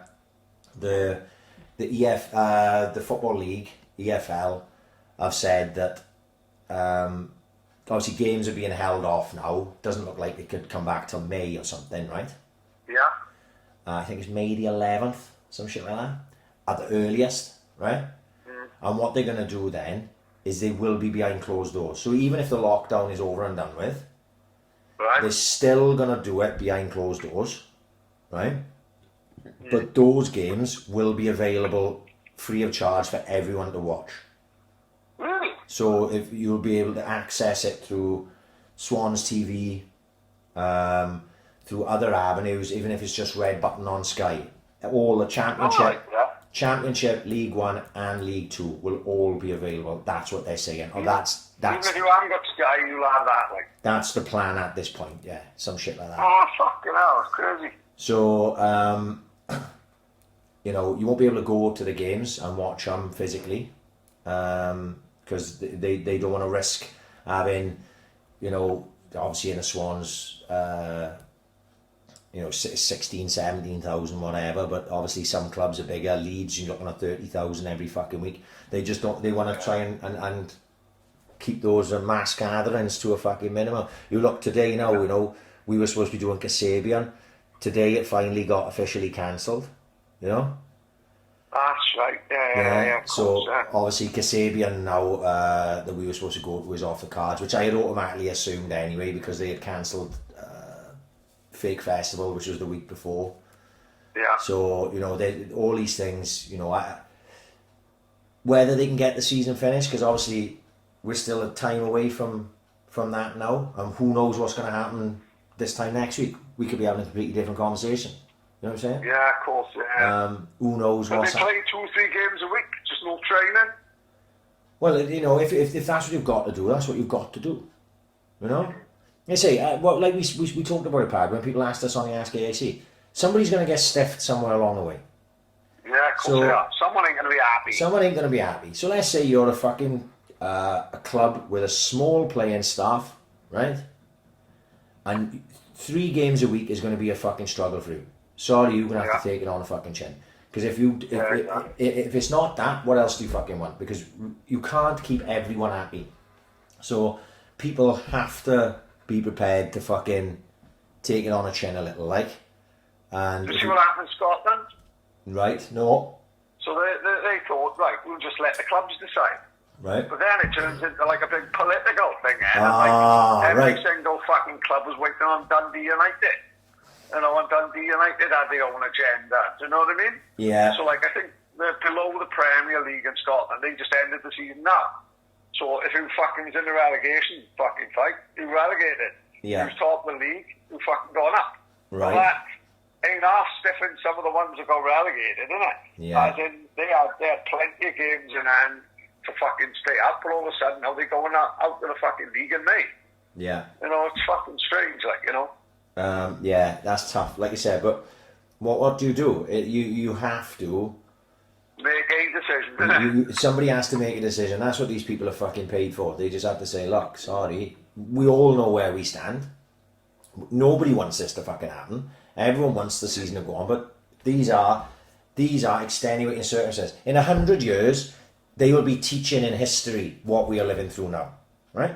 Yeah, I agree, yeah. Right, we are living through a historical moment in time because of what's going on and the world being shut down to the level is. So it's not just like, you know, this is a one-off. You just got to fucking do the best you can with it, you know. In 100 years, they're going to be in like history classes, isn't it? And they're going to be saying, what do you remember about the great global pandemic of 2020? And kids going to be saying, Ricky Owens body shots, Ed Colonel, 100% old school, and Chris Ware doing workouts in his living room because he's fucking locked up for fucking 5 or 6 weeks. Yeah. You know what I mean? That's what people are going to be remembering in history classes in 30 years' time. Yeah. Not. And people doing kick-ups. Kick-ups as well, yeah. Random people who thought never ever played football turned into fucking, turned into Totti. Crazy, innit? Smithy, Willett, none of them have ever fucking kicked them in their life. And what's mad is, like, I have not had so many follow requests on Instagram as I have the last 2 weeks. Honest to fuck. Really? It's fucking crazy. People must just be mentioning it to people, and then they said most of them are people who listen to the podcast anyway. Most of the people that they've been jumping on.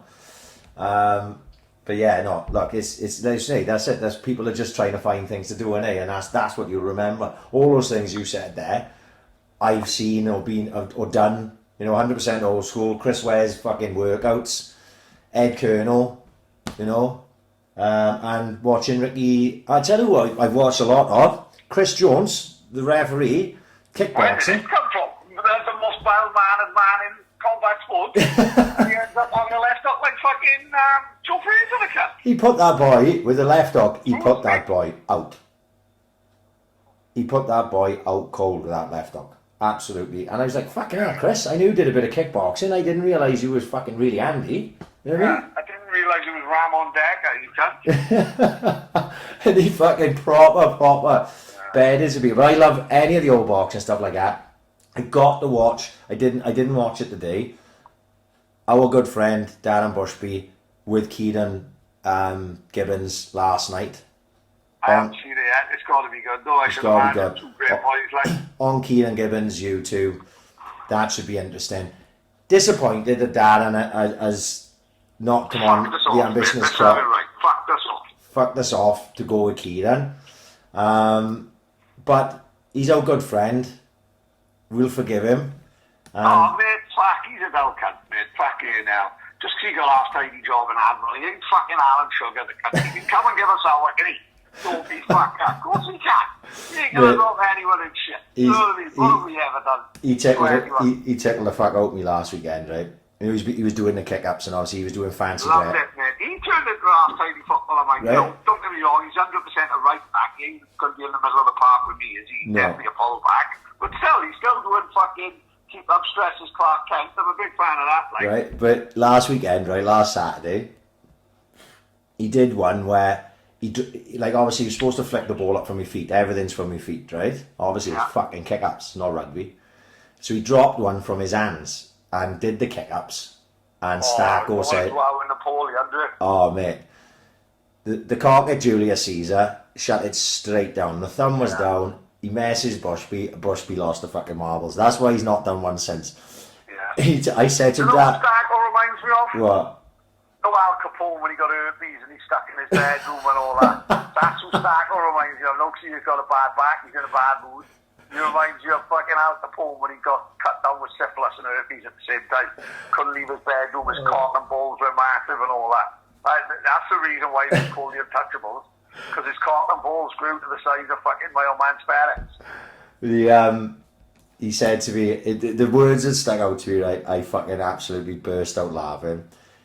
I was trying again to convince him to just fucking do the kick-ups, and he goes, Ryan, I will not be dictated to. That's what he said to me. Amazing. Alan Sugar. That's the convicted Alan Sugar. I was fucked. Every time I've seen his name come up on WhatsApp this week, that I will not be dictated to comes straight into my head. So, I had a lot of love for my list of apocalyptic films last week. Still slightly upset that you haven't seen Mad Max Road Warrior. But no. Escape from LA. I did No. start watching Outbreak this week. you did watch Outbreak, didn't you? Yeah, enjoyed it as well. I got it on my list. I'm gonna watch it again. Kevin Spacey's always been a little slimy fuckwit. You can't watch any. I watched American Beauty as well this week. I've had a bit of a Kevin Spacey man. And the thing is, I hope he done you look at American Beauty now. It looks you looking in a completely different light now, isn't it? 100%. Kevin Spacey's fucking pulling Rohypnol in my Australia. Yeah. I'm going to end up playing with my bum 100%, and that's not exactly a fucking Thursday night I want. No. Well, I you said Escape from New York. I watched Escape from New York last Friday, right? Is it on Netflix? No, I had a little stream of it, and mate, it is brilliant, right? It is 80s as fuck, but there's nothing wrong with that, right? There's some fucking fantastic 80s films we could go off on that tangent. And Escape from New York is up there with them all. But it reminded me, right, of a game that I used to play on a PS2, right, called Freedom Fighters, right? And it is probably the most underrated console game of all time, right? Any of the gamers listening that played it will know.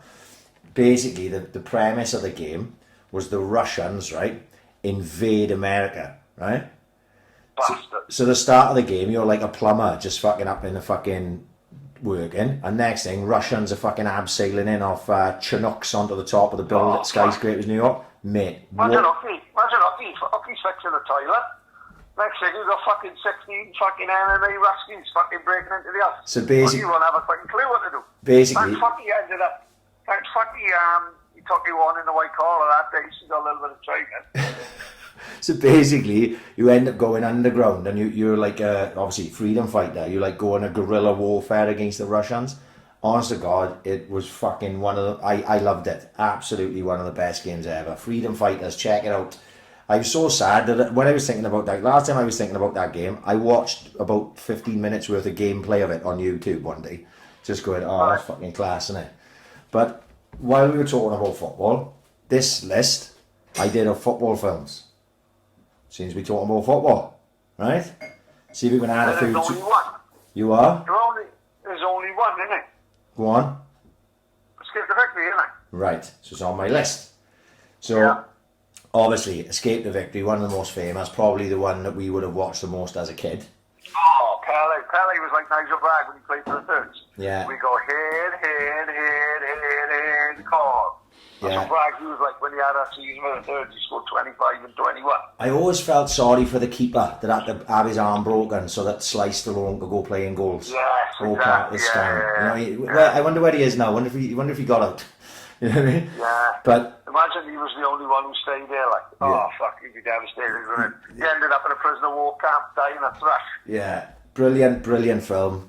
Essential if it's on a Sunday afternoon, you have to watch it. That's Sunday all over. Yeah. That's a Sunday as fucking Yorkshire pudding. But a bullseye. Sadly, it's not on anywhere. I had a little search around. I couldn't find it anywhere, unless obviously if you have a streaming service that may not be quite legal, you may find it. But as regards what I was watching, I couldn't find it. But do you want to go through a list to have a little chat about this? Go on, I've seen them. Go on. You'll have seen them all.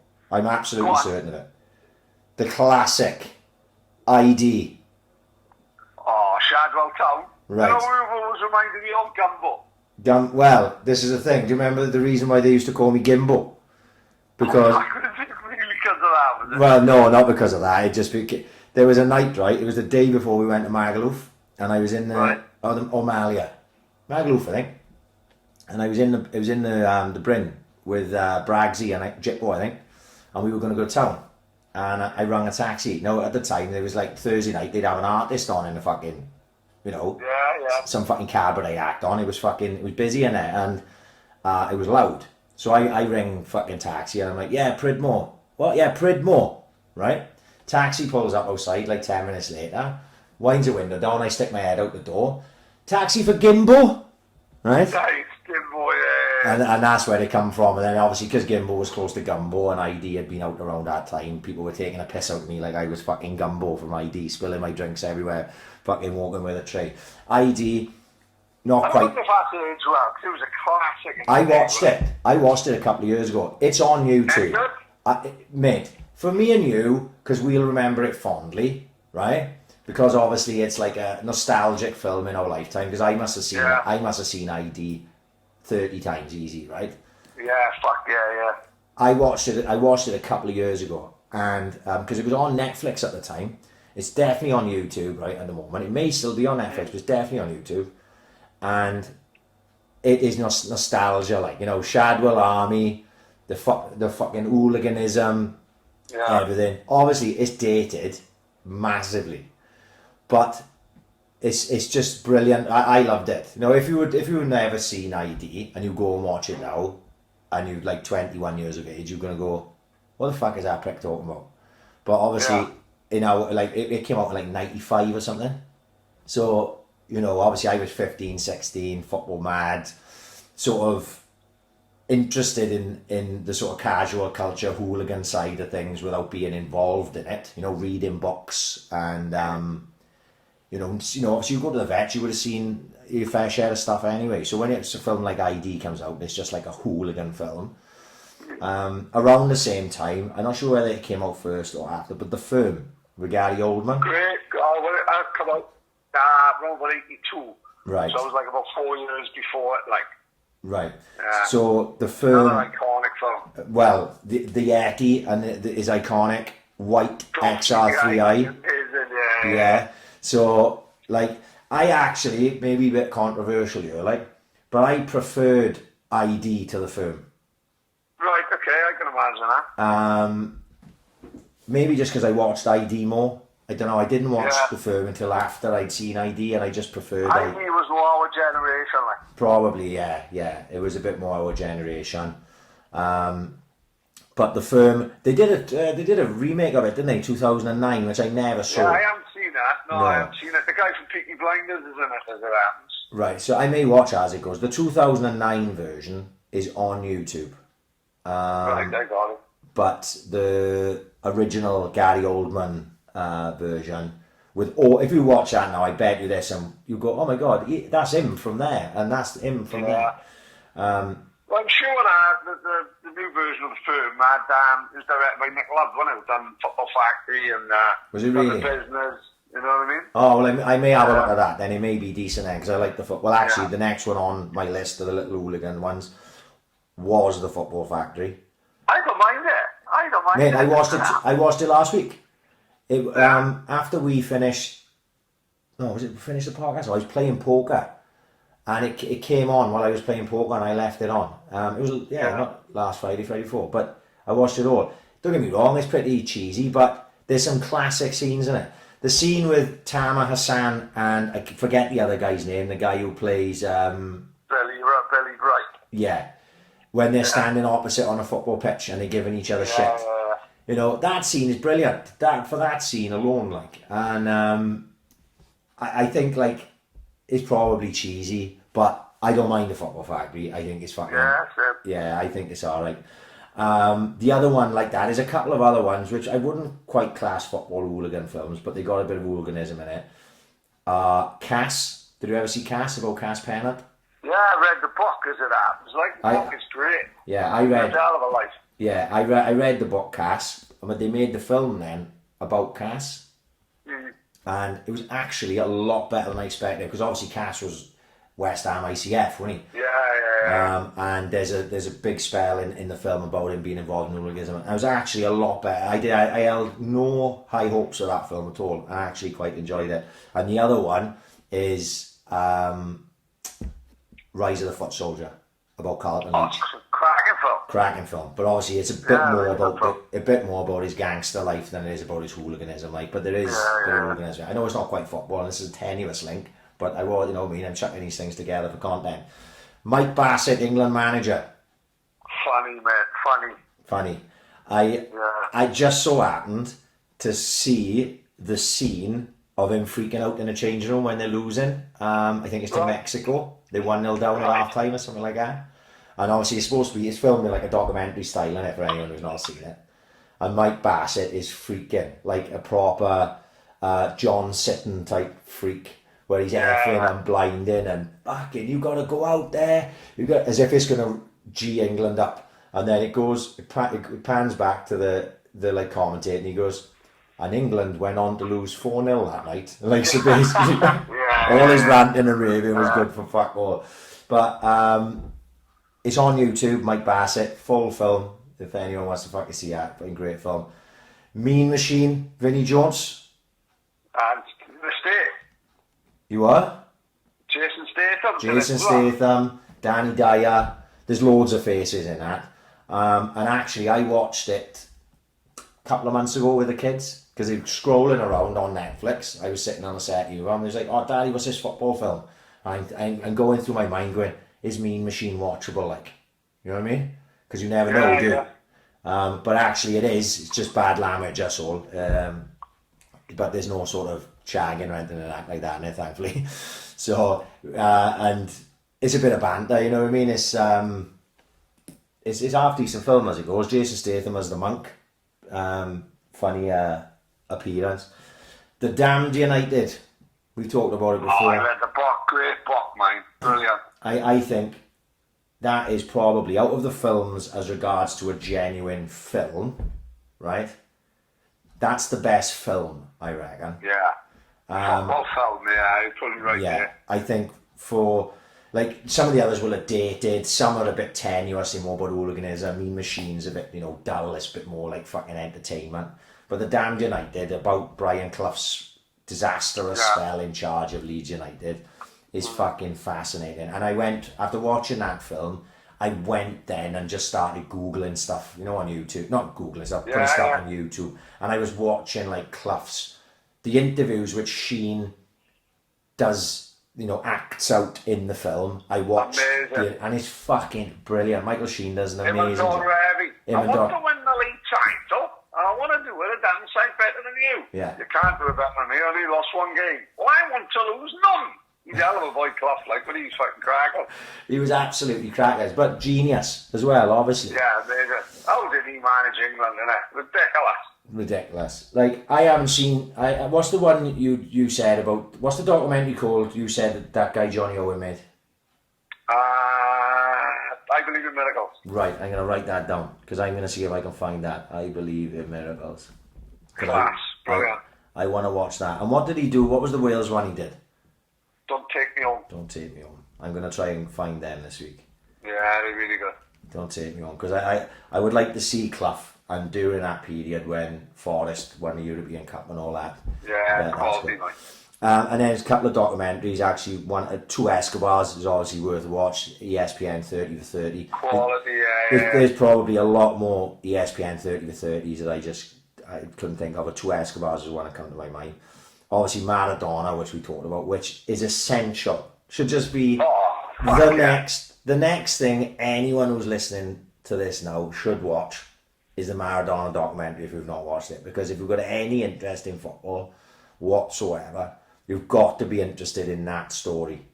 And amazing. It's absolutely fucking amazing. And just watching, in my opinion, the greatest footballer that ever laced up fucking boots, just doing things. And they say his life was so fucking, we talked about it earlier, his life was so fucking... It didn't matter, he got sucked into the Gomorrah, innit? Once they got him close, he was fucked, innit? Absolutely crazy. They are literally running fucking Naples as a town, like. And even the fact he went to Naples, who were a city that feels downtrodden on by the rest of Italy, doesn't it? Yeah. The fact that he went there and he didn't go to a Milan or fucking a Juventus or something like that, it just adds to the story, doesn't it? Yeah. And you see what it means to those people. And what was mad, it was the one thing that I didn't realise, because I obviously I'll watch anything on Maradona, and I've seen so much stuff, read stuff about him and that, but I didn't realise until I watched that documentary that the Argentina-Italy game in the 1990 World Cup was in Naples, in his... Oh, it just adds to it, doesn't it? Mental. And that's what probably fucked him up, because he tells the Napoli people to say, well, why are you supporting Italy when they've never ever supported him? Yeah. You were a boy. I'm you a fucking boy. Yeah. You should be supporting Argentina. And it's split Naples down the middle. Some supported Argentina, some didn't. And it just caused so much fucking friction, and he just couldn't go back it. No. And it was mad the way he had been sort of like protected species in Italy until that time. And then after that, it was like, oh, all bets are off for Maradona now. Fuck him. and they were looking to do him. They were going after all his Gomorrah mates, weren't they?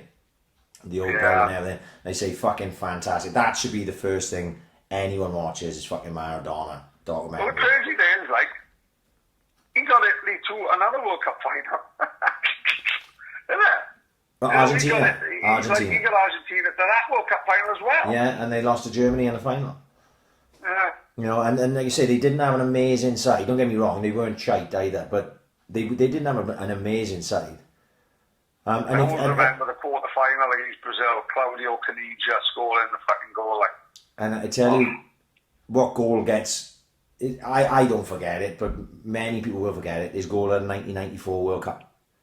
When he runs classic. Fucking great goal, because obviously he had a real tough time. I think he'd had the ban, hadn't he? And he'd been out.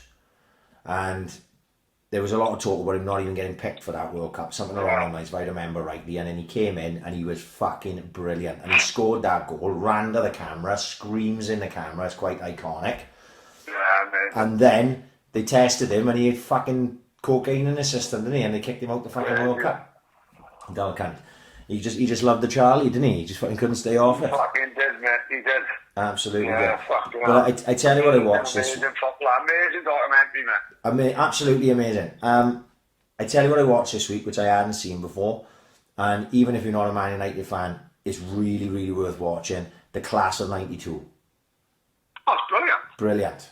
Yeah, great story. I thought it was brilliant. Great story, great footage. I loves all that old footage. You know, seeing them when they're kids. Amazing, mate. Yeah, amazing. Like Beckham when he's like fucking 12, you know, travelling from London up to Manchester to play for United, and Nicky Butt and all those guys. Fucking the story behind it all is brilliant, and I watched that earlier on this week. I thought that was really good. So there's plenty of football films on the back of doing the Apocalypse films last week.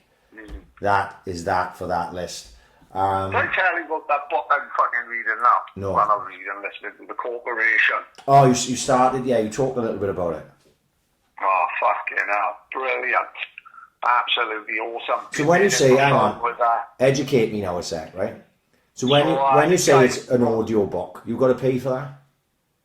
I paid like £6 a month, see? Right. And then he has one credit for that. Only the books are expensive. They're like 18 quid for a book, 14, 18 quid. But then for that £7, he gets one credit. So then he gets one book a month. Like, so if you want more, then he can pay like maybe, they do deals, you can pay maybe 15 quid for 3 credits. But it's basically you pay monthly and you get one book, like. Which suits me, like. I don't mind that, just getting the one book. You got loads of podcasts and that. So this guy wrote a book about the Westies, the gang that run New York, Irish gang from Hell's Kitchen. That book is good, but then it's The Corporation, and it's about a guy called Jose Miguel Barco, who he was actually a narcotics police officer in Cuba around about the time of President Batista, where he had all the gangsters from America coming over, basically living the fucking high life. They go to Cuba, and there's talk that this guy was on something like the gangsters were giving the president £1.5 million a week. This is in 1951. So he was earning £75 million a year, and basically, like, Cuba was like a haven for the Americans. There'd be casinos, there'd be brothels. I think I spoke about him before. Like, there was a famous guy called the Superman of Cuba. He had a 16-inch cock, and apparently he had an affair with Marlon Brando. Oh, yeah, I remember you saying it. And like, I've seen a video on YouTube.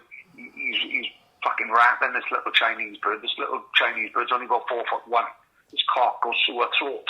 That's how fucking bad is he. The Superman of Cuba. And it goes on about this Jose battle. So obviously fucking Che Guevara and fucking Fidel Castro take over with the promise that like Cuba's going to be better without this fucking President Batista. But then obviously they turns into a communist nation and every fucker skint as fuck, got no electric and starving. And so then there's like the Bay of Pigs fiasco where this fucking Jose Barco got sent in and all the Cuban revolutionaries got sent in to try and overtake Castro. but Kennedy didn't send in cover with the planes and all that. Basically, Kennedy left them hanging out to dry and shit out halfway through. So they get arrested in Cuba, then they come back to New York and Miami, and he starts the numbers game in Miami, and he becomes a millionaire. Right. Amazing book, and it's just been like the options have been bought for a film. Benicio del Toro is going to be in it, and it will. If the story is in it to go away, it'll be an amazing film, like fucking amazing story, like right up our street, if that makes any sense. There we are. Oh fuck, not superb. No, like that makes me want to hear that now. Do you know what I mean? I into that story. I read The Westies by T.J. English. I read it years ago. Yeah. Real good book, and they was fucking nuts, weren't they? Paddy. Yeah. So yeah, no, I'd be up for a bit of that. I say I am more of a film guy. I don't read as much as I used to now. You know.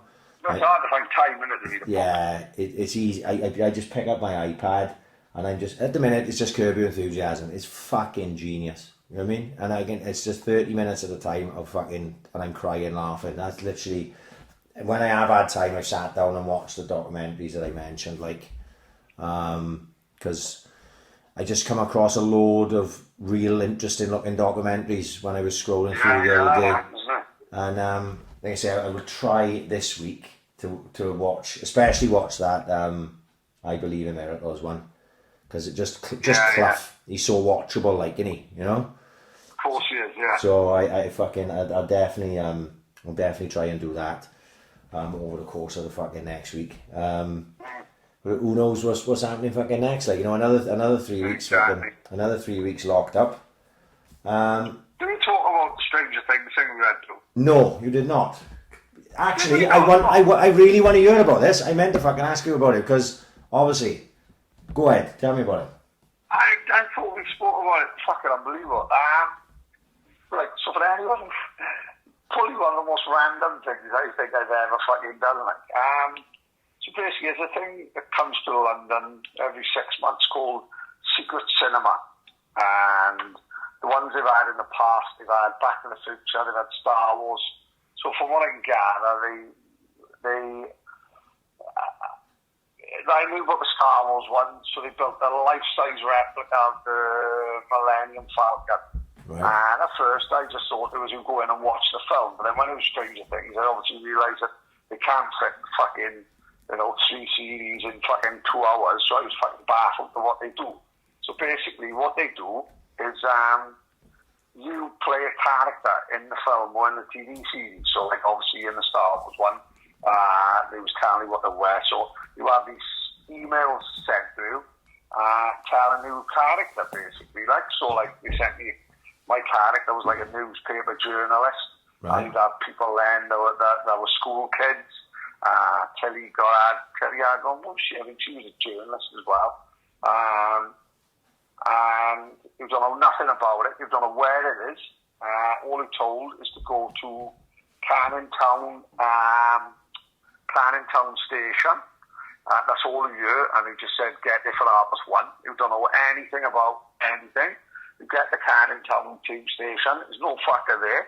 I was thinking it was so fucking secret. They didn't tell us where the fucking thing is.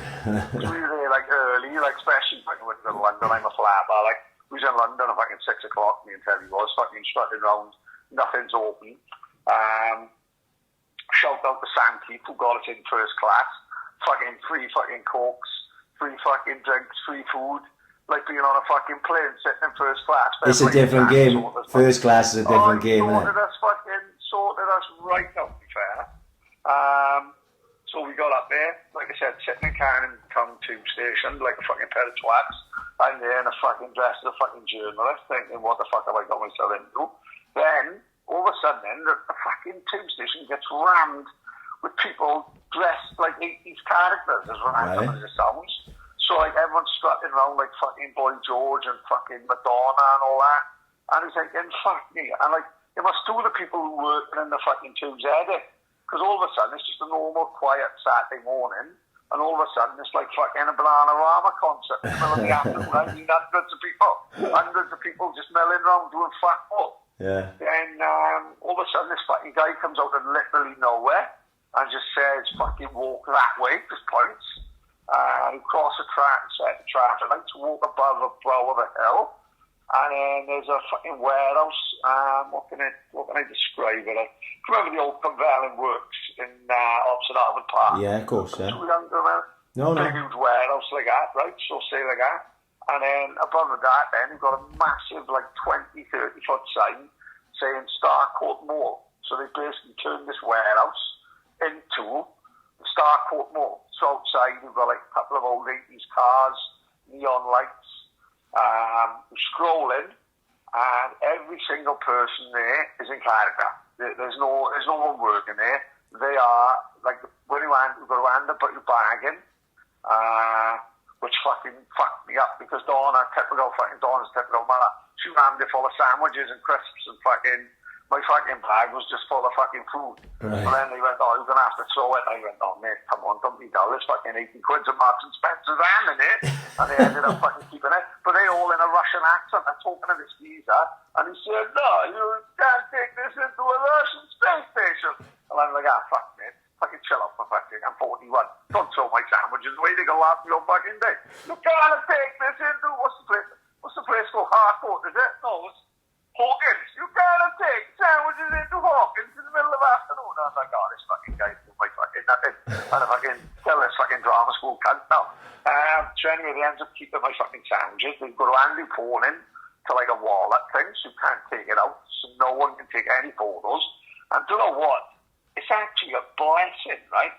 Because no one can go on their phone in the fucking 4 or 5 hours you're in there. Yeah. Which is fucking, as mad as it sounds, we take it for granted. I've been to concerts, right? I've taken Kelly to concerts. Kids now, they live through their phone. So like they film every song and every fucking action that's happening, but they don't actually live in it. Does that make any sense? Yeah. So in this thing that day, everyone had to live it because they couldn't use their phones, they couldn't take photos. Yeah, and it's fucking amazing. So you walk in now, and they send you to the left, and there's this fucking guy who's acting like the mayor of Hawkins. Give me a row for laughing, because he said he was senior, and there's a Demi-Gorgon in here. I'm looking at it thinking, what a fucking hell, I can't handle this for fucking 3 hours. But basically, you play a cat, he was giving people tasks to do for the fucking 4 or 5 hours a day. Don't get me wrong, me and Telly didn't give a fuck, we was just here for the shits and giggles, right? Yeah. But there's some people in there, there's grown men running around after like characters in the show. So in the show, you'd have like a lookalike of 11, who was the image. You'd have the little black kid, you'd have the guy with the hair lip. It was all there, like the fucking absolute doppelgangers, the fucking image of her. But is it Arthur, the fucking... Yeah. Arthur. Well, the week before, the real life Harper went to cinema and posed for photos with this Harper, which is fucking brilliant. Right. I didn't know this. Harper's going out with Lily Allen in real life, randomly. Really? Which I didn't see coming, yeah, you know what I mean? So that's a weird one. So basically, inside is... Harper, you know, innit? Harper, sorry. Harper, sorry. So they built a life-size replica of Hawkins and the Starcourt Mall, and like outside version of like a fair, like a village, like a fair, and it would like turn a corner, and it ends up then in like they built a life-size replica of Hopper's cabin. Yes. Yeah. So they fucking get you in there, and they win like a scene in the series, like the TV flickers, the light flickers, the whole fucking cabin starts shaking. And fucking Seven's fucking nose starts bleeding 2 foot away from you. Yeah. Fucking party. Then he take not the guy, the conspiracy guy with glasses and like a comb over haircut. Yeah. He'll turn a corner. He'll in his fucking house, and he's fucking giving him a speech and all that. And mate, honest to God, it was so much to do. They built like 2 life-size fucking bars, and in the bars it's like a nightclub with 80s music and a full-on dance floor. Right. You can have like a proper day out as well. And then after about 4 hours in, sort of they gather you into this, like where the village fair would be, and he'd have like the fucking, like the place was shaking, and he'd have like a fucking big monster come from the ceiling. And then they guide you into this room, which is spooky as fuck. just a warehouse, just a massive warehouse, fit say about 1,200 people in, and it screens all around you, and then it's just like basically went from Series 1 to Series 3 in about half hour. Right. Bit, hell of an experience, like, recommend it to anyone, it's fucking brilliant. Well, it is like Tilly's like, Dad, ask, like you had like 7 and a fucking mate, and the ginger girl, ask him for photos. I said, I can't be in fucking character, like, can I? Oh, Dad, please, just ask him for a photo. I said, Tilly didn't look at you. You fucking gonna fuck about being character. So he goes on, look, girls, I'm really sorry, but there's any chance my daughter, she's really young, she loves the show, there's any chance she can have a photo? They went, no, we can't. But why don't you two come with us on a secret mission? Right. Grabs my hand, runs me through. I was fucking mortified, let me tell you. Running through hand in hand with a fucking 13-year-old girl on my way to do a fucking mission. Yeah, I got a fucking strangled till he done my fucking head right in. But I'm not being funny, as it fucking goes, no, like as a day out, something totally different. Yeah. Highly recommend it, yeah, really, really good. Oh, If we were having one, I wouldn't have gone to this, but I would have sent on, and they was having like a dirty dancing one in the summer. How the fuck they work it, I don't know. But they've had Star Wars one, they've had a Back to the Future one, I think they've done a Lost Boys one, which would be class. Oh, no, that's the one I'd want to go to. Mate, that was like a random different day out.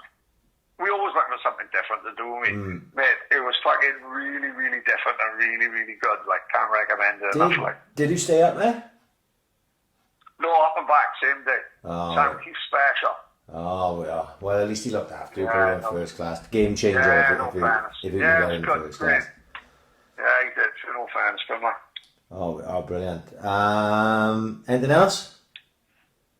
No, I think we've done a week. Yeah, what we got? Another week so. No doubt we'll be on the pesta weekend. Little quiz on Sunday. Yeah, after the skinful I had last night, I really don't feel like fucking drinking ever again. I had a shed full. Yeah, I got 2 bottles of vodka and a fucking family-sized bottle of Estrella to get to. And that's just tonight.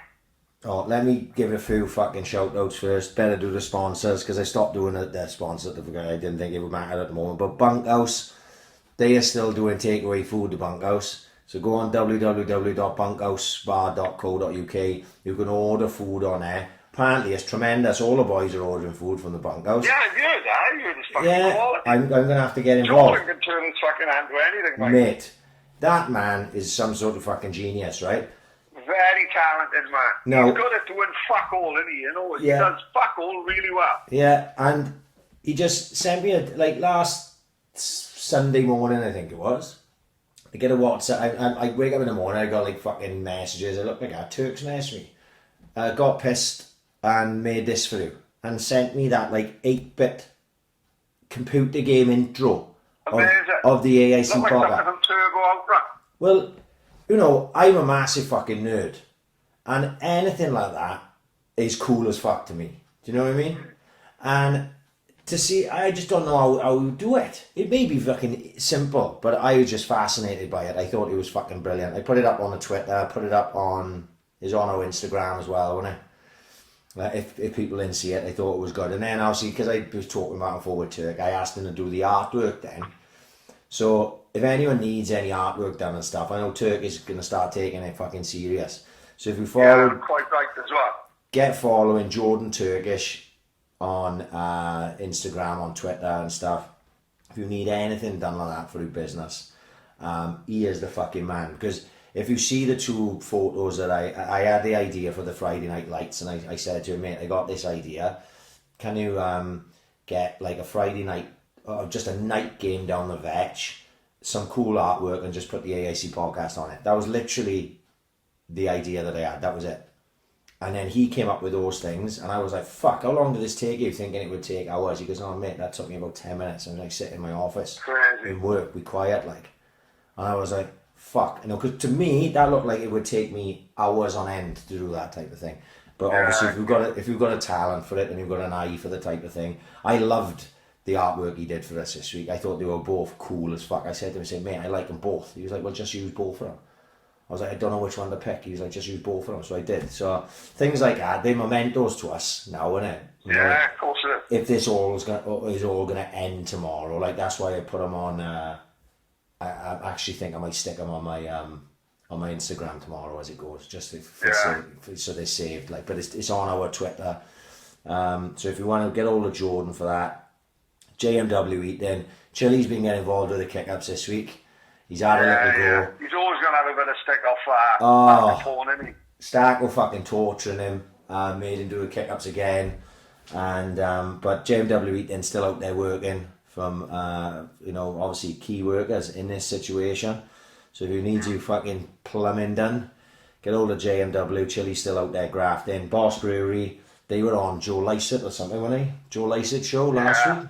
Boss Brewery, obviously that's the AIC effect. They're still doing deliveries. You can contact them through their social media. They'll drop beers around you. They do packs and all this fucking nonsense. So get hold of them and have a look. Obviously, it's the weekend. It's going to be 100% old school all weekend again. Oh, yeah. You know, I just don't know how much drinking I can do, because 100% old school, it's hard for me to not have a drink and listen to fucking Greg P and all the other boys that got involved there. Especially on Saturday. Saturday was fucking brilliant last week. 2 till 10, I listened to every single second. And I was smashed. Every single second. Every second. My missus loves it. So it was lovely. If you remember, last Saturday it was boiling. So we decided to have a barbecue. So I had the music. I took my Bluetooth speaker out. I had my Facebook up on my works phone. So my Bluetooth speaker is connected to my works phone, playing 100% old school out through the Bluetooth speaker. I was kicking around with the kids, fucking getting firewood for my fire pit and all this. And then we after I'd done the barbecue, we come down then closer to the house, and I had a fire pit, and we were out there till 10 o'clock until 100% old school finished, annoying my neighbours with the music up fucking loud. And that was that. Love it, genuinely love it. Not just saying it because Greg, I've looked after us in the past. I mean, I genuinely a fan. Mate, it's none of that, mate. No. Fucking sport. Well, we like, isn't it? You know what I mean? He sent me a message at Ryan, thanks for talking about it. I said, mate, I'm only saying because I think people should be listening. Like, they're getting. I know last night I like Greg a lot, right? And I spoke to him loads, and he's always like, Ryan, thanks for talking about 100% old school. And I said, Greg, I'm doing it because I'm genuinely a fan of what you're doing. Like I would talk about stuff on Netflix, like we talk about documentaries. I talk about 100% old school, not because I'm trying to benefit from it in any way, just because I really love it and I think everyone should be listening to it, right? And last night, I listened to it last night because I'm doing it pretty much every night now. So I chucked it on for a little bit last night, and Greg was playing, and I was cooking. I cooked food last night, Cuban food. It was fucking lovely. Started on the rum a bit too early. I did. That was a problem, but. Greg said something. They reached a milestone. I don't know exactly what it was. Right? I meant to ask Greg today, but we did like. I remember when we did like the first time we did like 10,000 listens, and it was like fucking hell, that's mad. We never thought we could ever do this, and then like we did like 100,000, and then 150. There's these milestones you're going to reach, like when you're doing something along these lines, and whatever milestone it was for him last night. He said something, oh my God, I feel like I'm going to cry, like, right? And because obviously you're watching 100% old school, and I had it on my iPad actually last night, and I looked at Greg's face, and that joy and emotion in his face, because of what they've done and what they've achieved, like I knew how he felt, you know what I mean? Because I've had that type of emotion when we've sort of had some sort of milestone or something, and I was chuffed for him. That they're just doing something they love and they get in such a fucking massive response. And obviously, like you said, I got it on here pretty much every day now. They do it near enough every day. I didn't have it on tonight. This is the first Friday I've missed since I've been off work, but I've been feeling a bit ropey all day today. Lots of rum will do that too, and I just didn't have the head for it. But tomorrow it'll be on all day, You know what I mean? So that's what I'll be doing tomorrow. 100% old school. And probably chuck a couple of ales down on it because it's Saturday. Yeah, I think so. Today had to be the least Friday in the history of the world. Right, go on. No, I'm just saying that's the way it was. No. Mate, you're going out and about new. I've lost all track. I'm fucking just cracking on as normal, mate. You carrying on. I genuinely have been up and down and all over the place over the last 3 weeks. It's weird what it does to you. That term stir crazy. I know. Right. I know that fucking feeling. I know that feeling. Last fuck me. It was after last week's podcast. I don't know what day it was. Maybe it was Friday, maybe it was Saturday. No, it could have been Saturday. Saturday was alright. Sunday maybe last week. I just had like I wouldn't say down, but I just had a day where my head was all over the place, like, you know, like acting fucking, just not myself, let's put it that way. Yeah. You know? And my missus is like, what the fuck's wrong with you? I'm like, I don't know, I just not fucking in the mood to talk to you. I don't want to fucking bother with the kids. I just want to fucking do nothing. Do you know what I mean? I just fucking, you know, like, I think you just literally stir crazy is the right term for it. You just, you know, my missus is saying to me, well, is this something I've done? I'm like, no, you've done nothing. So the kids haven't done nothing either. And I was trying to explain, I was like, fuck, you know, I just literally looked at these, aside from the odd run here and there, I've been here and my days are exactly the same. I wake up roughly the same time in the morning, I go to bed roughly the same time of the night, and aside from the front of my front door to the back of my fucking garden, that is the length of my life. Right? You understand what I'm trying to say though? Like it sort of feels like I never ever thought about prison before, but it's I can get a feel for what it may be like to be in prison. Genuine. Shut the fuck, mate. Shut up, mate. You ain't doing 100 keep-ups of watching Maradona's documentary in prison. You're fucking crazy, cunt. No, mate. I'm not saying it's like prison. What I'm saying is I get a feeling for what prison could be like. Because it's the same, it's cooped up, that's all I'm saying. I'm not saying it's as bad as prison, of course it's not. I go upstairs, play the Xbox if I want. But from what I gather, in Park Prison, they pretty much got Xboxes in every fucking room. So, yeah, I think you do have Park, to be fair. Yeah. So what I'm trying to say is you will, anyone stuck in a house like this, and I was talking to my old man about it, right? And my old girl on, I don't know, one day last week anyway, I was talking to them about it and I was like, fuck, I've been really spun out. Like, my missus was in work, I think it may be Monday. And I was like, I've been fucking really feeling strange, you know, trying to explain to them why my head was going a bit. And my old man said, well, fuck, think about it, right? He said, imagine you were stuck in Griffiths John Street flats now. And I was like, it started to change my view. I was like, well, fuck, maybe I haven't got it so bad. Because if you're in a little flat and you got no balcony, nothing, and you was just stuck in a room, you may have a bedroom, and then everything is all in the rest, the kitchen, everything's all in one room. How do you cope with that? You know. I made that there may be people listening that are like that. You know, I don't know, and I feel for you if you are, because I'm going off my head, and I got plenty of things to do, but in all confined into a certain space. You know what I'm saying? Yeah, so, of course. Like you say, it's a weird time, and everyone's going through it, and everyone's handling. Some people it'll not even. It's like water off duck's back to them, you know, and then other people then will spin the fuck out, and it'll really affect them mentally and that, and I can see why, because I don't think I'm fucking nuts, but I don't think I've got any sort of mental health issues. I'm just fucking nutter. So, but I can understand that now. I can go up and down stuck in one place, definitely, after the last 3 weeks. And then when I heard today it was like another 3 weeks, I was like, oh my god, I don't need another 3 weeks cooped up, like. But we will soldier on, and we will do the podcast, because it's 2 hours of me doing something different than my usual fucking day, you know. And if it brings a little bit of fucking joy or a little bit of normality to someone's life other than us, because it's helping us, I reckon. It's got to be good for me anyway. I know for certain. Yeah, I enjoy it. You know, I was looking forward to doing tonight, even though I got to be honest, I've been pretty hungover all day today. I was like, I'll be right up for the podcast later. I'm up for that. I'm going to fucking talk about Maradona documentary, have a chat with Paddy, have a laugh. I was looking forward to it. You know what I mean? So if someone feels that way just from listening, good. And even if one person listens and it keeps them happy, then that's what we'll do. But we know that's not the case.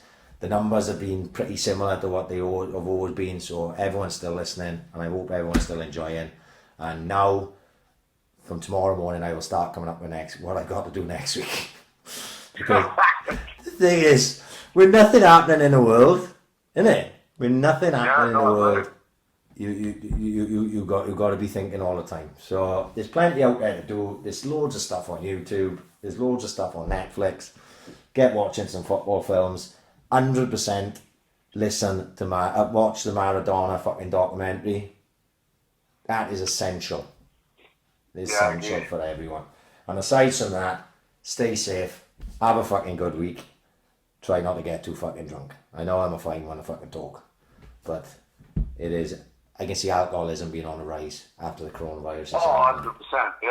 Alcoholism, and everyone's got dodgy hamstrings from all the keep-ups they're doing, innit? Yeah. Chris O'Leary said my game's getting good there, Pad. You know what I mean? Yeah, man. I'm a big fan of that. I want to see Chris doing around the world and everything, not by Thursday. I tell you what, I'll be making a comeback. If I get any more compliments like that about my kick-ups improving, I'll be signing for the fucking Saints next year. There'll be a fucking I could see that. one more season come back like Stanley Matthews. Right. Yeah. Pad, it's been a pleasure, mate, as always. And we're Right, I'll speak to you tomorrow, sir. Alright, mate, I'll speak to you later. And we are out here. Peace.